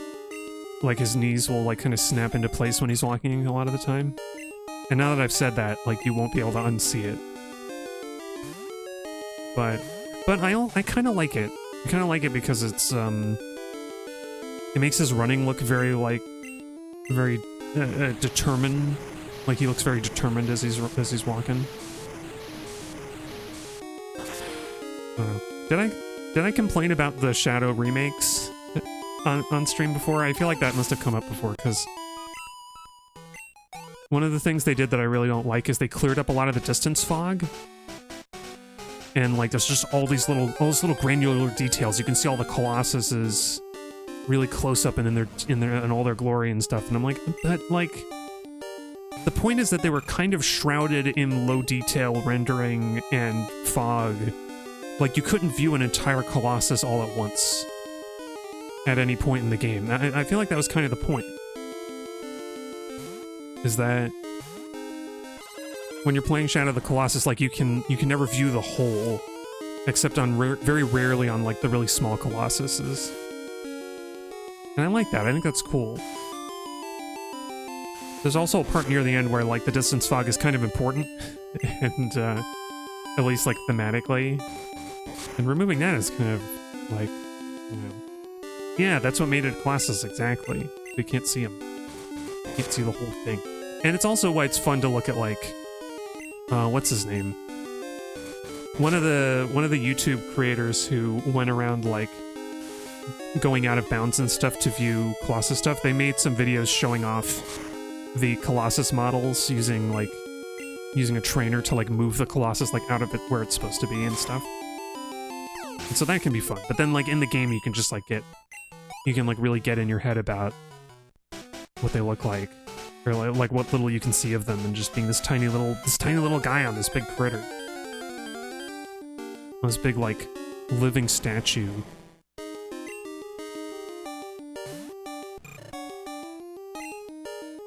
No, I don't think there will ever be another game like Shadow of the Colossus, or any of the Eco games, really. But I would love to see somebody try. Like, not like, remaking it, or making a game... Maybe making a spiritual successor, if that's even possible. I don't know. As I say that, I'm like, no, I don't think I really mean that. I think what I mean is I want to see more games that are creative in the same way that the Eco games are creative. Which there are some. A lot of indie games are like that.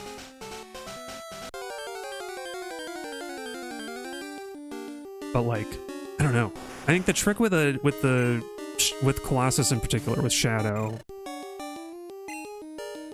which I believe in Japan it was called Wander and the Colossus. But anyway,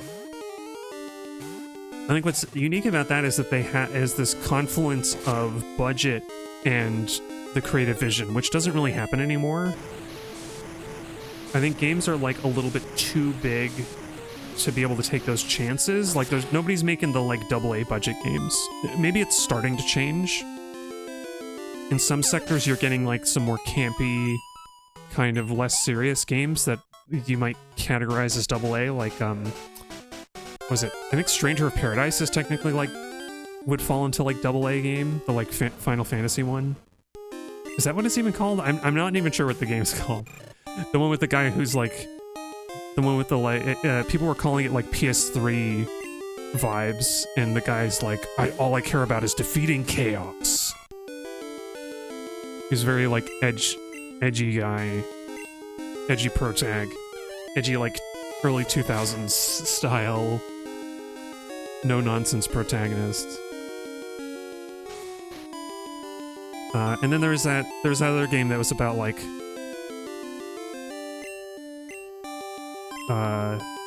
future cops with like samurai swords that had the woman who played Quiet in Metal Gear Solid, and the main character was a tall woman with a robot arm. Anybody know what I'm talking about? I sound like I'm spouting nonsense. I forget what that one was called, but I didn't play it, but like, it seems like there's kind of a room, it seems like there's room for like AA games, but only for like this kind of like campy throwback style of stuff. Like there isn't, I don't know that anybody is using the AA space to make creative games. Ooh. Rhyhorn crits. Oh, and I did the wrong move. I'm used to Iron Tail being in the second slot. I'm not used to the moves being moved around yet. Here we go. Although, I don't know. Would Shadow of the Colossus be a AA game or a AAA game, like, in its own time period? I'm not sure. But I think to get a game like that, to get a game that's strange and creative like that, with enough of a budget to make the visuals work, and like the intricate detail and the scale of the world, I think you would need like a AA or like single A budget or something. And that's what I'd like to see. Like maybe we will be heading in that direction in some way. But I don't know. I feel like it's generally the Japanese developers that are more willing to take chances in that area. I mean, hey, Team Ico is from Japan, so makes sense. But then again, I don't know. The indie scene does come up with good stuff. Like, Outer Wilds is easily like my favorite game ever. And that's a pretty small indie team, and yet they made it look beautiful, and it feels bigger than it is. It feels like a bigger game space than it really is. And it's just amazing and genius, so I don't know what I'm talking about. I guess what I'm saying is I've given up on like the major, like I've given up on the game space, like the bigger popular game space. All the major developers to like come up with anything new or interesting.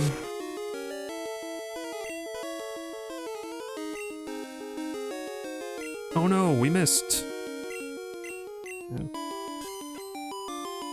Like, I don't know. Give it a... leave it... knowing my luck, some, like... I don't know. Ubisoft or somebody is gonna, like, actually come out with something brand new and weird and amazing, and I'm not gonna play it because Ubisoft is, like, a miserable company that I don't want to spend my money on. I don't know. Actually, here's something I would like to see from the indie scene. Make your own version of like popular games that are more palatable because they're not made by like big evil companies.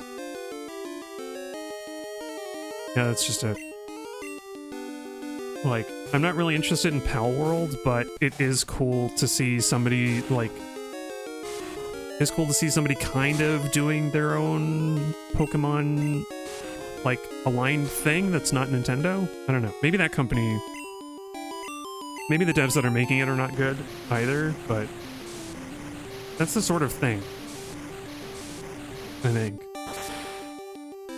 Like, what was that other... There was some other indie-ish game that was, like, more directly aping Pokemon specifically, and I forget what it's called. But did that go anywhere? I feel like that... It got some attention, and then, like, nobody talked about it for years. I think it was all online. I think maybe that was the trouble, is that they didn't have, like, a solid single-player experience.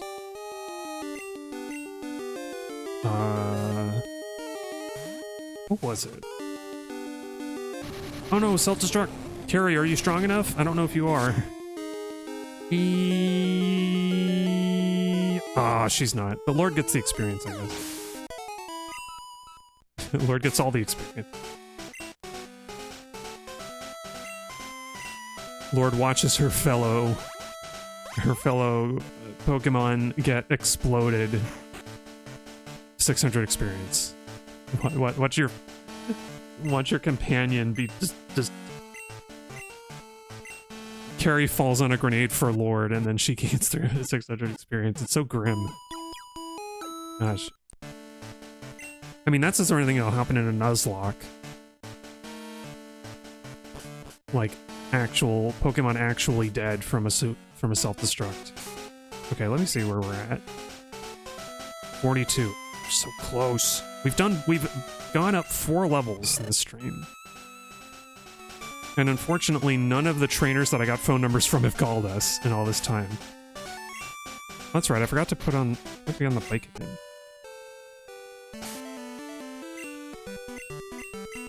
But we spent all this time and we're not getting any more trainer battles. That's annoying. Maybe you can't get phone calls in Victory Road or something? That'd be pretty nuts. Pretty disappointing.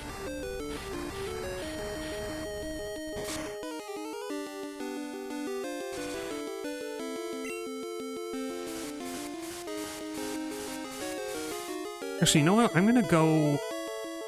I'm gonna try going through Victory Road. Okay, Lorde, come on, you can do it. You can hit the Golbat. Hit him. Yeah. I'm gonna try going through Victory Road and see what the Pokemon levels are like in the grass. I feel like there might be better encounters out there.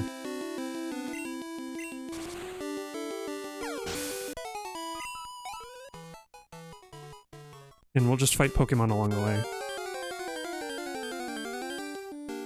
Pokemon, digital monsters. Pokemon are the masters. Change into digital monsters to save the digital world.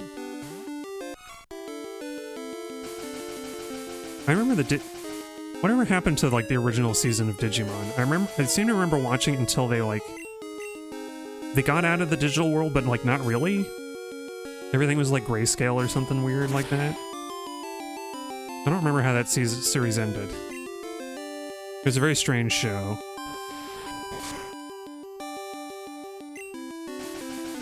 The Sandstorm rages. I remember the movie that came out was especially weird because I only learned afterwards that it was this like homunculus of like 2 or 3 different Digimon movies that were like not really meant to go together. Which makes sense. But even like the segments that were from like the same movie were kind of like a fever dream where there's like that giant Agumon parading around. Very weird. Is this it? Are we back at the start? I don't think I am.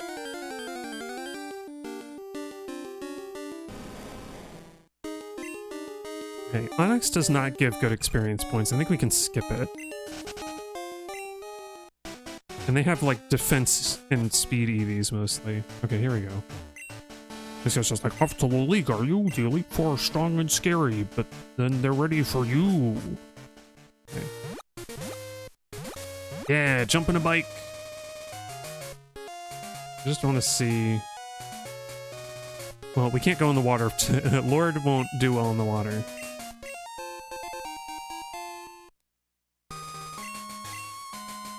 Anyway. I feel like there's this collection of media from when I was growing up that was like... I don't know. I don't know if it was good, but we did all like it at the time. And it was like weird.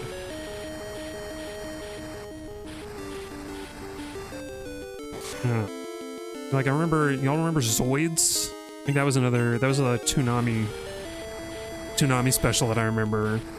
Was like early 3D stuff.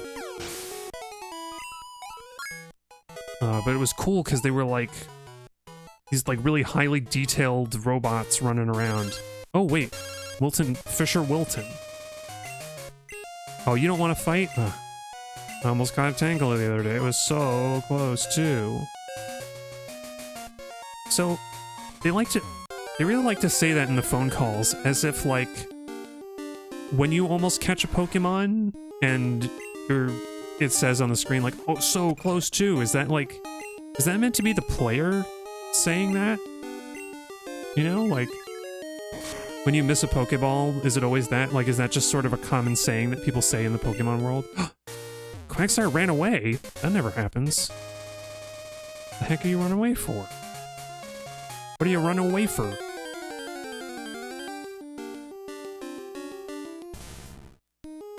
Same stage. Gotta remember it's got Poison Sting, but Fire... good. Fire hurts the Sand Slash.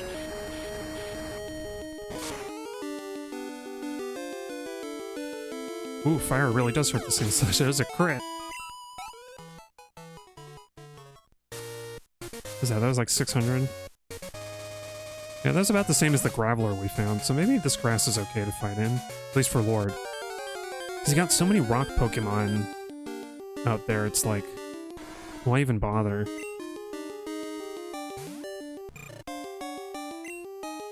Look, Quagsire is quite annoying.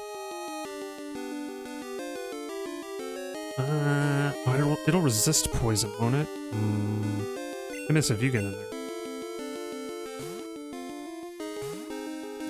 See, if Lorde knew Solar Beam, then we could just... and it doesn't matter because it ran away.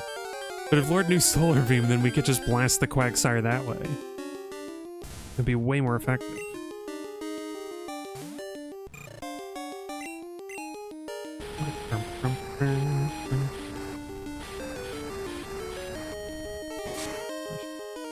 I did have to move around a lot of my consoles to make room for the PS4. It was quite awkward. Aha, we have Swift! Sand attack doesn't work on me.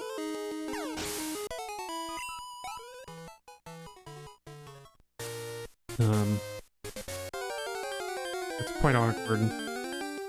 Because right now the light from the Retro Tink is kind of bouncing off of my Wii U since I moved everything. I probably just need to cover it up better.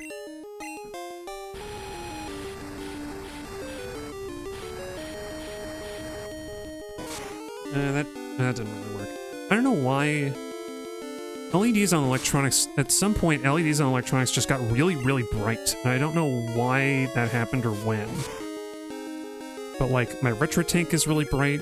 My laptop, not my laptop, my desktop tower, like my current one that I bought like years ago, I actually unplugged the LED connector for the power, because the power light is like so bright.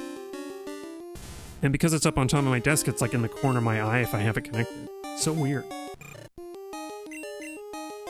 Continuing my Mastodon rant about modern technology. Why does technology suck so much? I mean, it's basically a capitalism problem. I don't know what Nimrod said that capitalism is a good system for determining what people's needs are, but that guy was wrong. That guy was a jackass. I heard it somewhere. That was supposed to be... It's supposed to be like the strongest defense of capitalism is that it like naturally... Like people's... The way people decide to spend their money is supposed to inform like merchants and manufacturers on what people want. And that's stupid. Yeah, capitalism is about making nonsense a need. Oh, I like that. It's about making nonsense a need. Yeah. It's because if you really, if you like put your brain to it at all, as a system, it just like doesn't really, it doesn't make sense if you like care about other people, I guess. I guess that's the way to put it. Because all it is, like, America in particular has this problem, I think, with like a greed for power, lust for power, because that's effectively what you're doing when you accumulate wealth. And it's not accumulating from nowhere, like you're taking it away from other people. Like, I had this image in my mind of like, if you really want to, I guess it would end up being a political cartoon, I guess is what I imagined. I imagined a political cartoon that I will describe for you all, but like it was, I just had this thought of like, if you really like visualized what it looked like, what like accumulation of wealth looks like, it would look like a like poor, probably elderly person like handing a large sum of money to Jeff Bezos, you know, like like literally handing it to him like while he's on a lounger, like kind of a one of those like lounge chairs, and like he's just sort of like not even looking and just handing like just this tiny little, you know, device. I don't know, handing like vital medicine that gets delivered through Amazon or something. I don't know. It's not a good idea, but I just had this like this it's just this thought, is that that's what effectively the system does.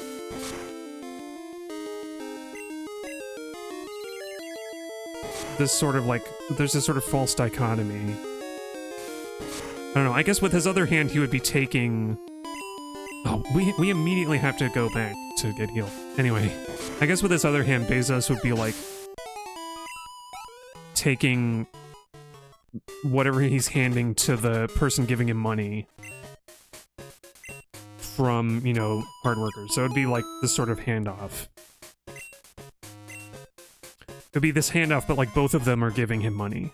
I guess that's what I'm thinking of. Also, I need to register the bicycle.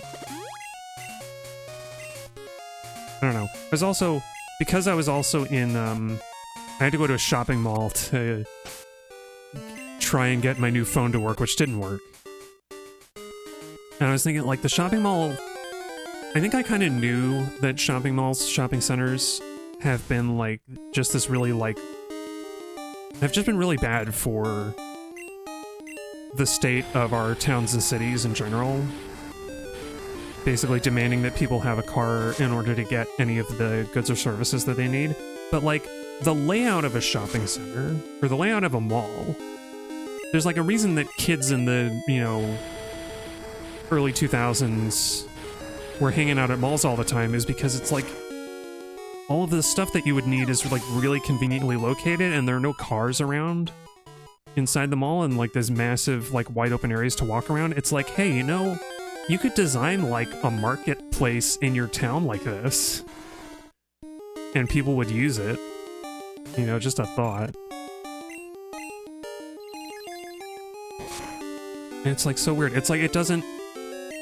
It never occurred to me as a kid, I guess, whenever we go to a mall. I was like, you know, like, a town could be designed like this, where, like, shops are in walking distance of where you live, and because they're in the town, and because they're owned and operated by people who live in the town, then you know the shop owners, and they, like, kind of care about the work that they're doing.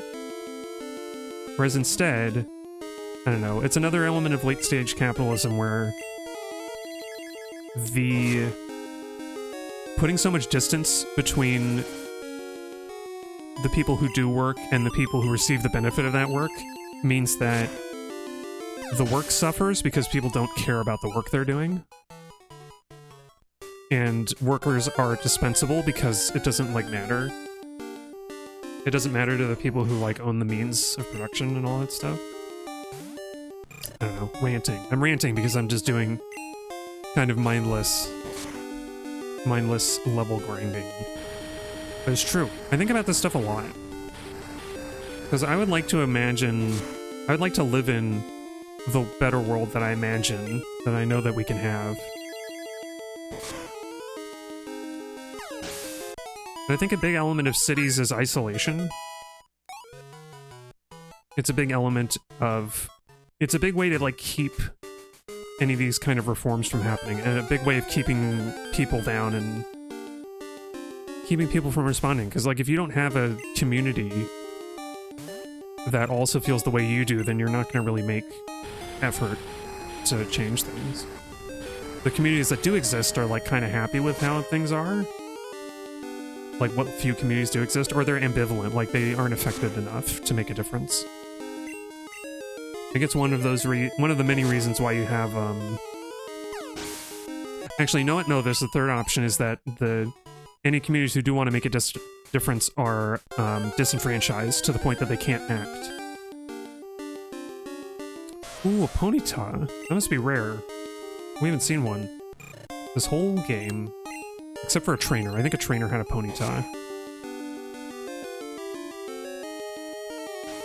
I don't know why I say ponyta. I think in my head, I think I usually say ponyta. Ponyta. No, I like ponyta. Ponyta. Ponyta.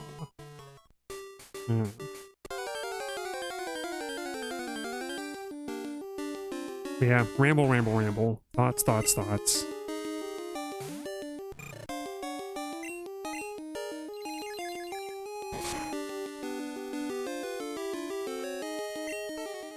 Yeah, I had to try. Does Quaxar just always run away like an Abra? Like an Abra using teleport?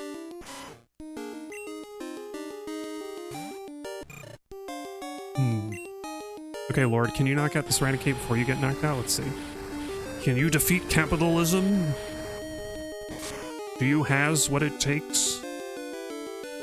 Ooh, she does. Crit. Lorde did a crit against capitalism. No, it was a rat. It was just a rat. We like rats. Rats are good ones. I remember one night in the subway, I saw a whole bunch of rats on the platform. Usually they only stay down... they stay down below in the, on the rails, or under the rails, really. Scurrying around looking for scraps. But, if you're out in the subway really late at night, they're up on the platform. They get a little more bold. Because that's when they know there are less people around. I think there was like a little rat following a big rat around. It was very cute. They're also a little gross, if I have to be honest, but that's just because they live in, like, pretty bad conditions. They live in the subway system, so... You know, it's not their fault.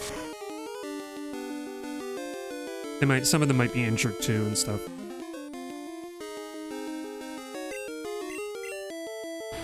Another thing that's all our fault. But yeah, that was something I was thinking about. Kind of carrying on from the previous conversation, previous rant. It's nice to see more games about, like, there's that game about reclaiming the wilderness, sort of. I forget what it's called. But you're tasked with kind of removing human presence from an area and restoring the wildlife in, like, a sensible way. The flora, I think it's mostly restoring the plant life, actually, but... it's cool, I'd like to play it sometime. And I feel like the next step that would be good to see from a game is something about coexistence, cohabitation. Because that's the next logical step, right? Is, like, moving along to, like, how do we live together peacefully with the natural world? Yeah, it sounds cool. Yeah. Do you know the game I'm talking about, Mav? I think I want to say it was highlighted during one of the last, like, game award shows. Or the, like, it was the, like, last summer when there was, like, the summer game thing. Maybe it was in that. I don't remember. It would have been announced and then came out later.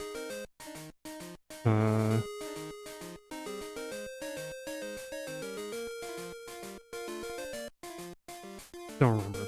But it's like, you know, it's like it's sort of like an anti-colony game or something.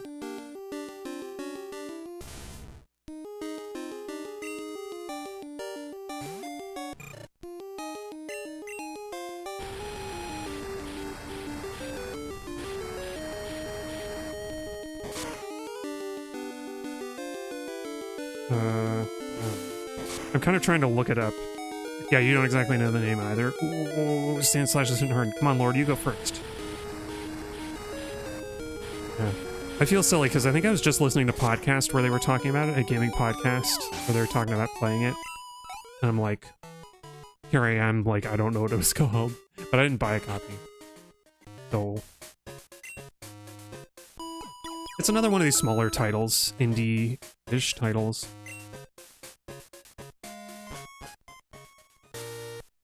I remember, what's it called? Cool Ghosts did a video. I think it was the most recent Cool Ghosts video, actually. Where Matt Lees talked about this game that... it's like... he talked about this game that kind of fails to communicate its point. It's like critical of... it's critical of, like... climate... of man-caused climate change, but like it like indulges in it, kind of. I don't know. It was, I forget what that one was called, but it's this game where you're living in this frozen wasteland and you make all these decisions about stuff, but like your settlement is built around this big like industrial oven looking thing, like this industrial kind of like coal burning thing gummy. And I don't know. I don't know. That one was weird. That one's not like at all about... that one is like criticizing the way that we typically, as humans, live in spite of the world around us. But maybe not successfully. Also, hang on, I just realized... oh, maybe that's it. I think that might be it, Frostpunk. That sounds familiar.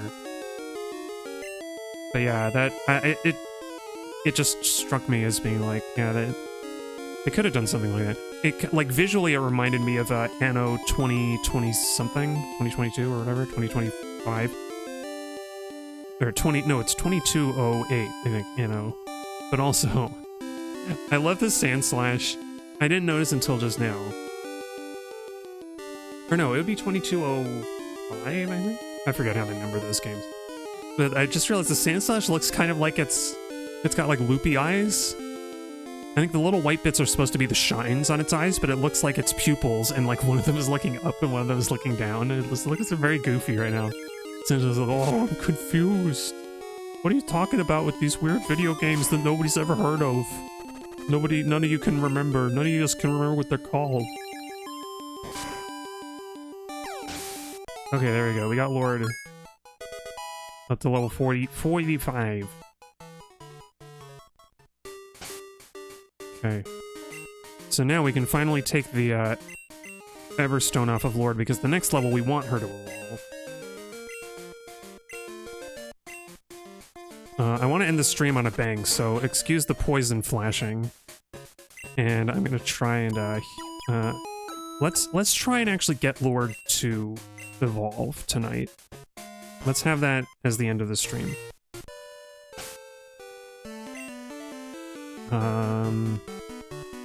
Gosh, will it be better to... I think it'll be better to stay down here because Lorde can actually fight these. Like, we kind of want to run away from Onyxes for now, I think, and the Gravelers and Rhyhorns are too... like, Lorde just doesn't have any moves to fight them, excuse me. And these guys are a little low, but we can actually level up from them.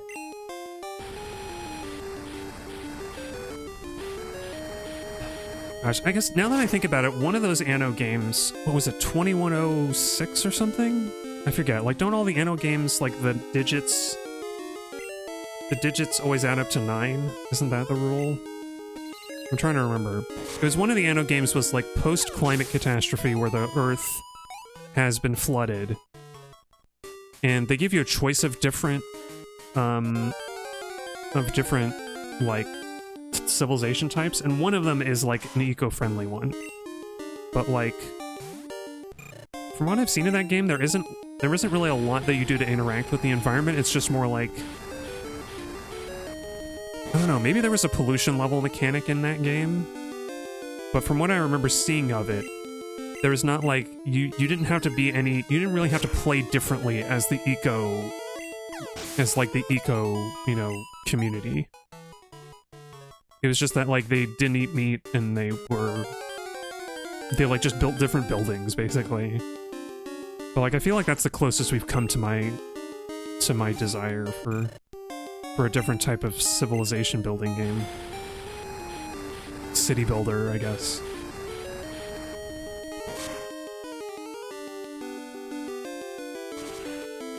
Ooh, she got burned. Hyper Fang won't do as much damage. Quick attack should do it. Yeah.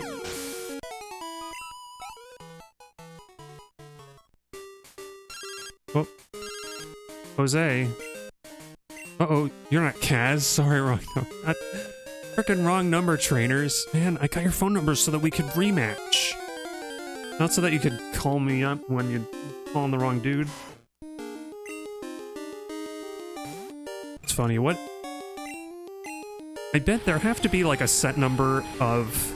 Maybe each trainer has like a random wrong name that they'll call you, being like, oh wait, I called the wrong number. So like there gotta be like a fixed number of those, right? What do you think the odds are that you happen to pick a name that is one of those wrong number names, and then you get it, and it's like, no wait, I am. You did call the right person. I am Kaz. No, don't go. Don't go. I wanted to battle. Maybe as rare as getting a shiny.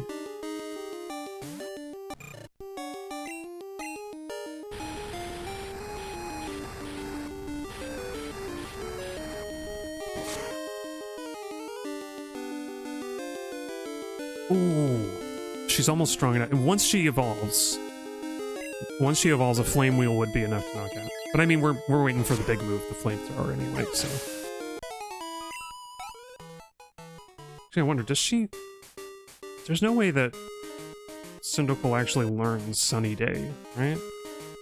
I don't think it does. I think flamethrower is like the last move that it learns. Yeah, it is. Although... Yeah, no, it does. For a second, I thought that maybe Typhlosion or Quilava would learn a move that Cyndaquil doesn't learn, but that's not the case. You may as well hold it back.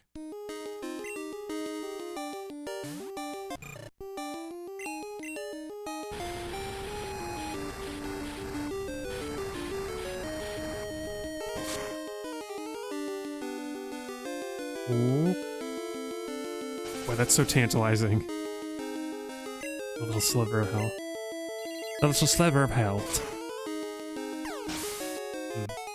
I guess, you know what? I guess in one of the Animal Crossing games, maybe you can like, or in Stardew Valley, you can like choose to leave the natural world less touched. Not untouched by human hands, but a little less touched. I think in my like, I haven't touched my Animal Crossing town in a long time. Is it New Horizons? The Switch one is the one that I have. I haven't touched it in a long time, but I made like a row of apple trees. Or whatever I had on my island. I think I had apples. I don't remember. But I put all the fruit-bearing trees in a big line. In a big 2 lines, I think. Just to fit them. I should have put like a fence around there. Ooh, you think it's required for the Perfect Town Award? Hmm. Ooh, ouch. Ouch, you hurt, Raticate. That really hurt. Raticate's angry because I messed up my town. Oh, you messed up your Animal Crossing town. You fool. It was me. It was Mr. Rossetti the whole... No, it was me. It was Tom Nook the whole time. When I enter the Pokemon world, I turn into Eradicate.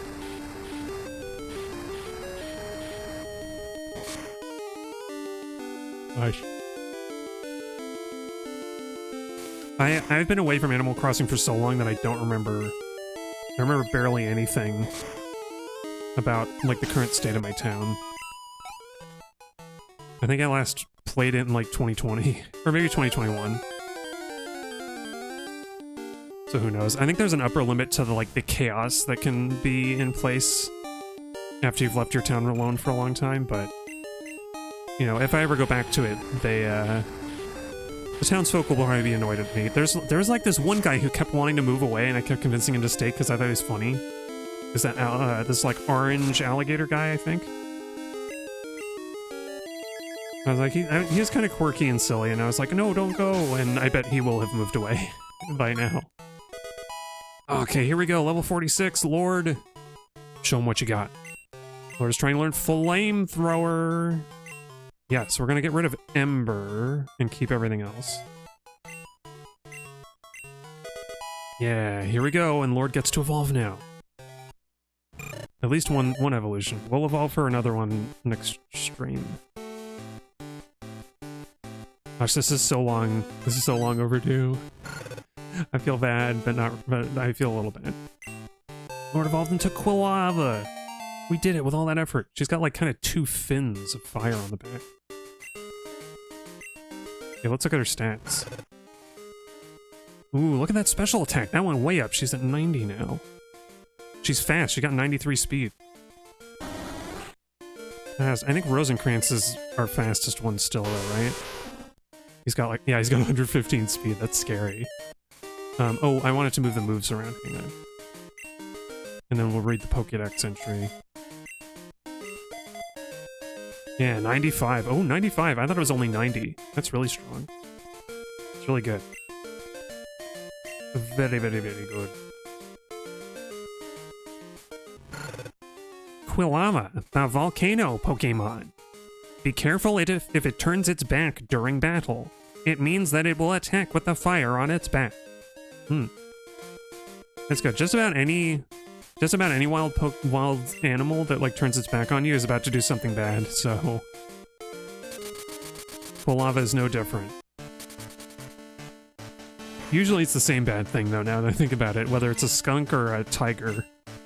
If they turn their back on you and they lift up their tail, you need to get away. You want to get away from that. Although skunks do this thing, it's very cute, but like it's supposed to be intimidating.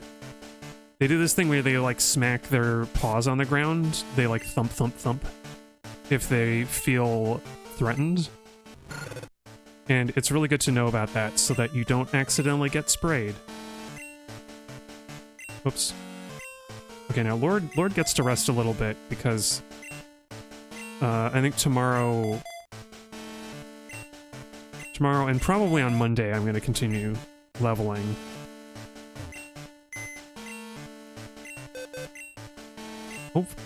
I'm hoping that I can have enough time off stream to level up all the rest of the team.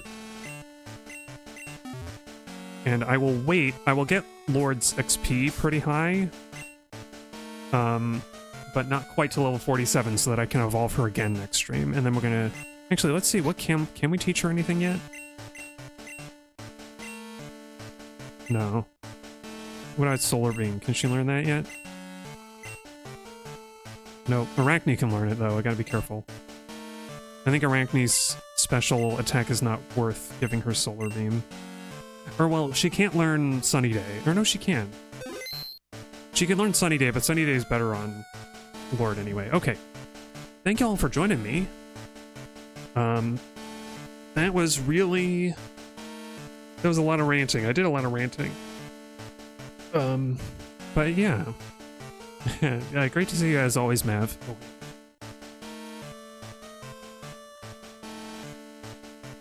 Yeah, we continue the adventure on Monday. I think I'm for sure gonna get Lorde to evolve into a Typhlosion, and then we'll teach her the rest of her moveset that I can do so far.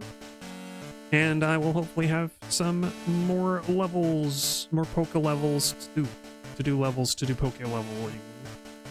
I don't know. If I'm good enough, if I'm fast enough at leveling, then we'll actually fight the Elite Four next time. You'll just have to wait and see. So, thank y'all again. That was really good fun. And until next time, I'll be seeing you.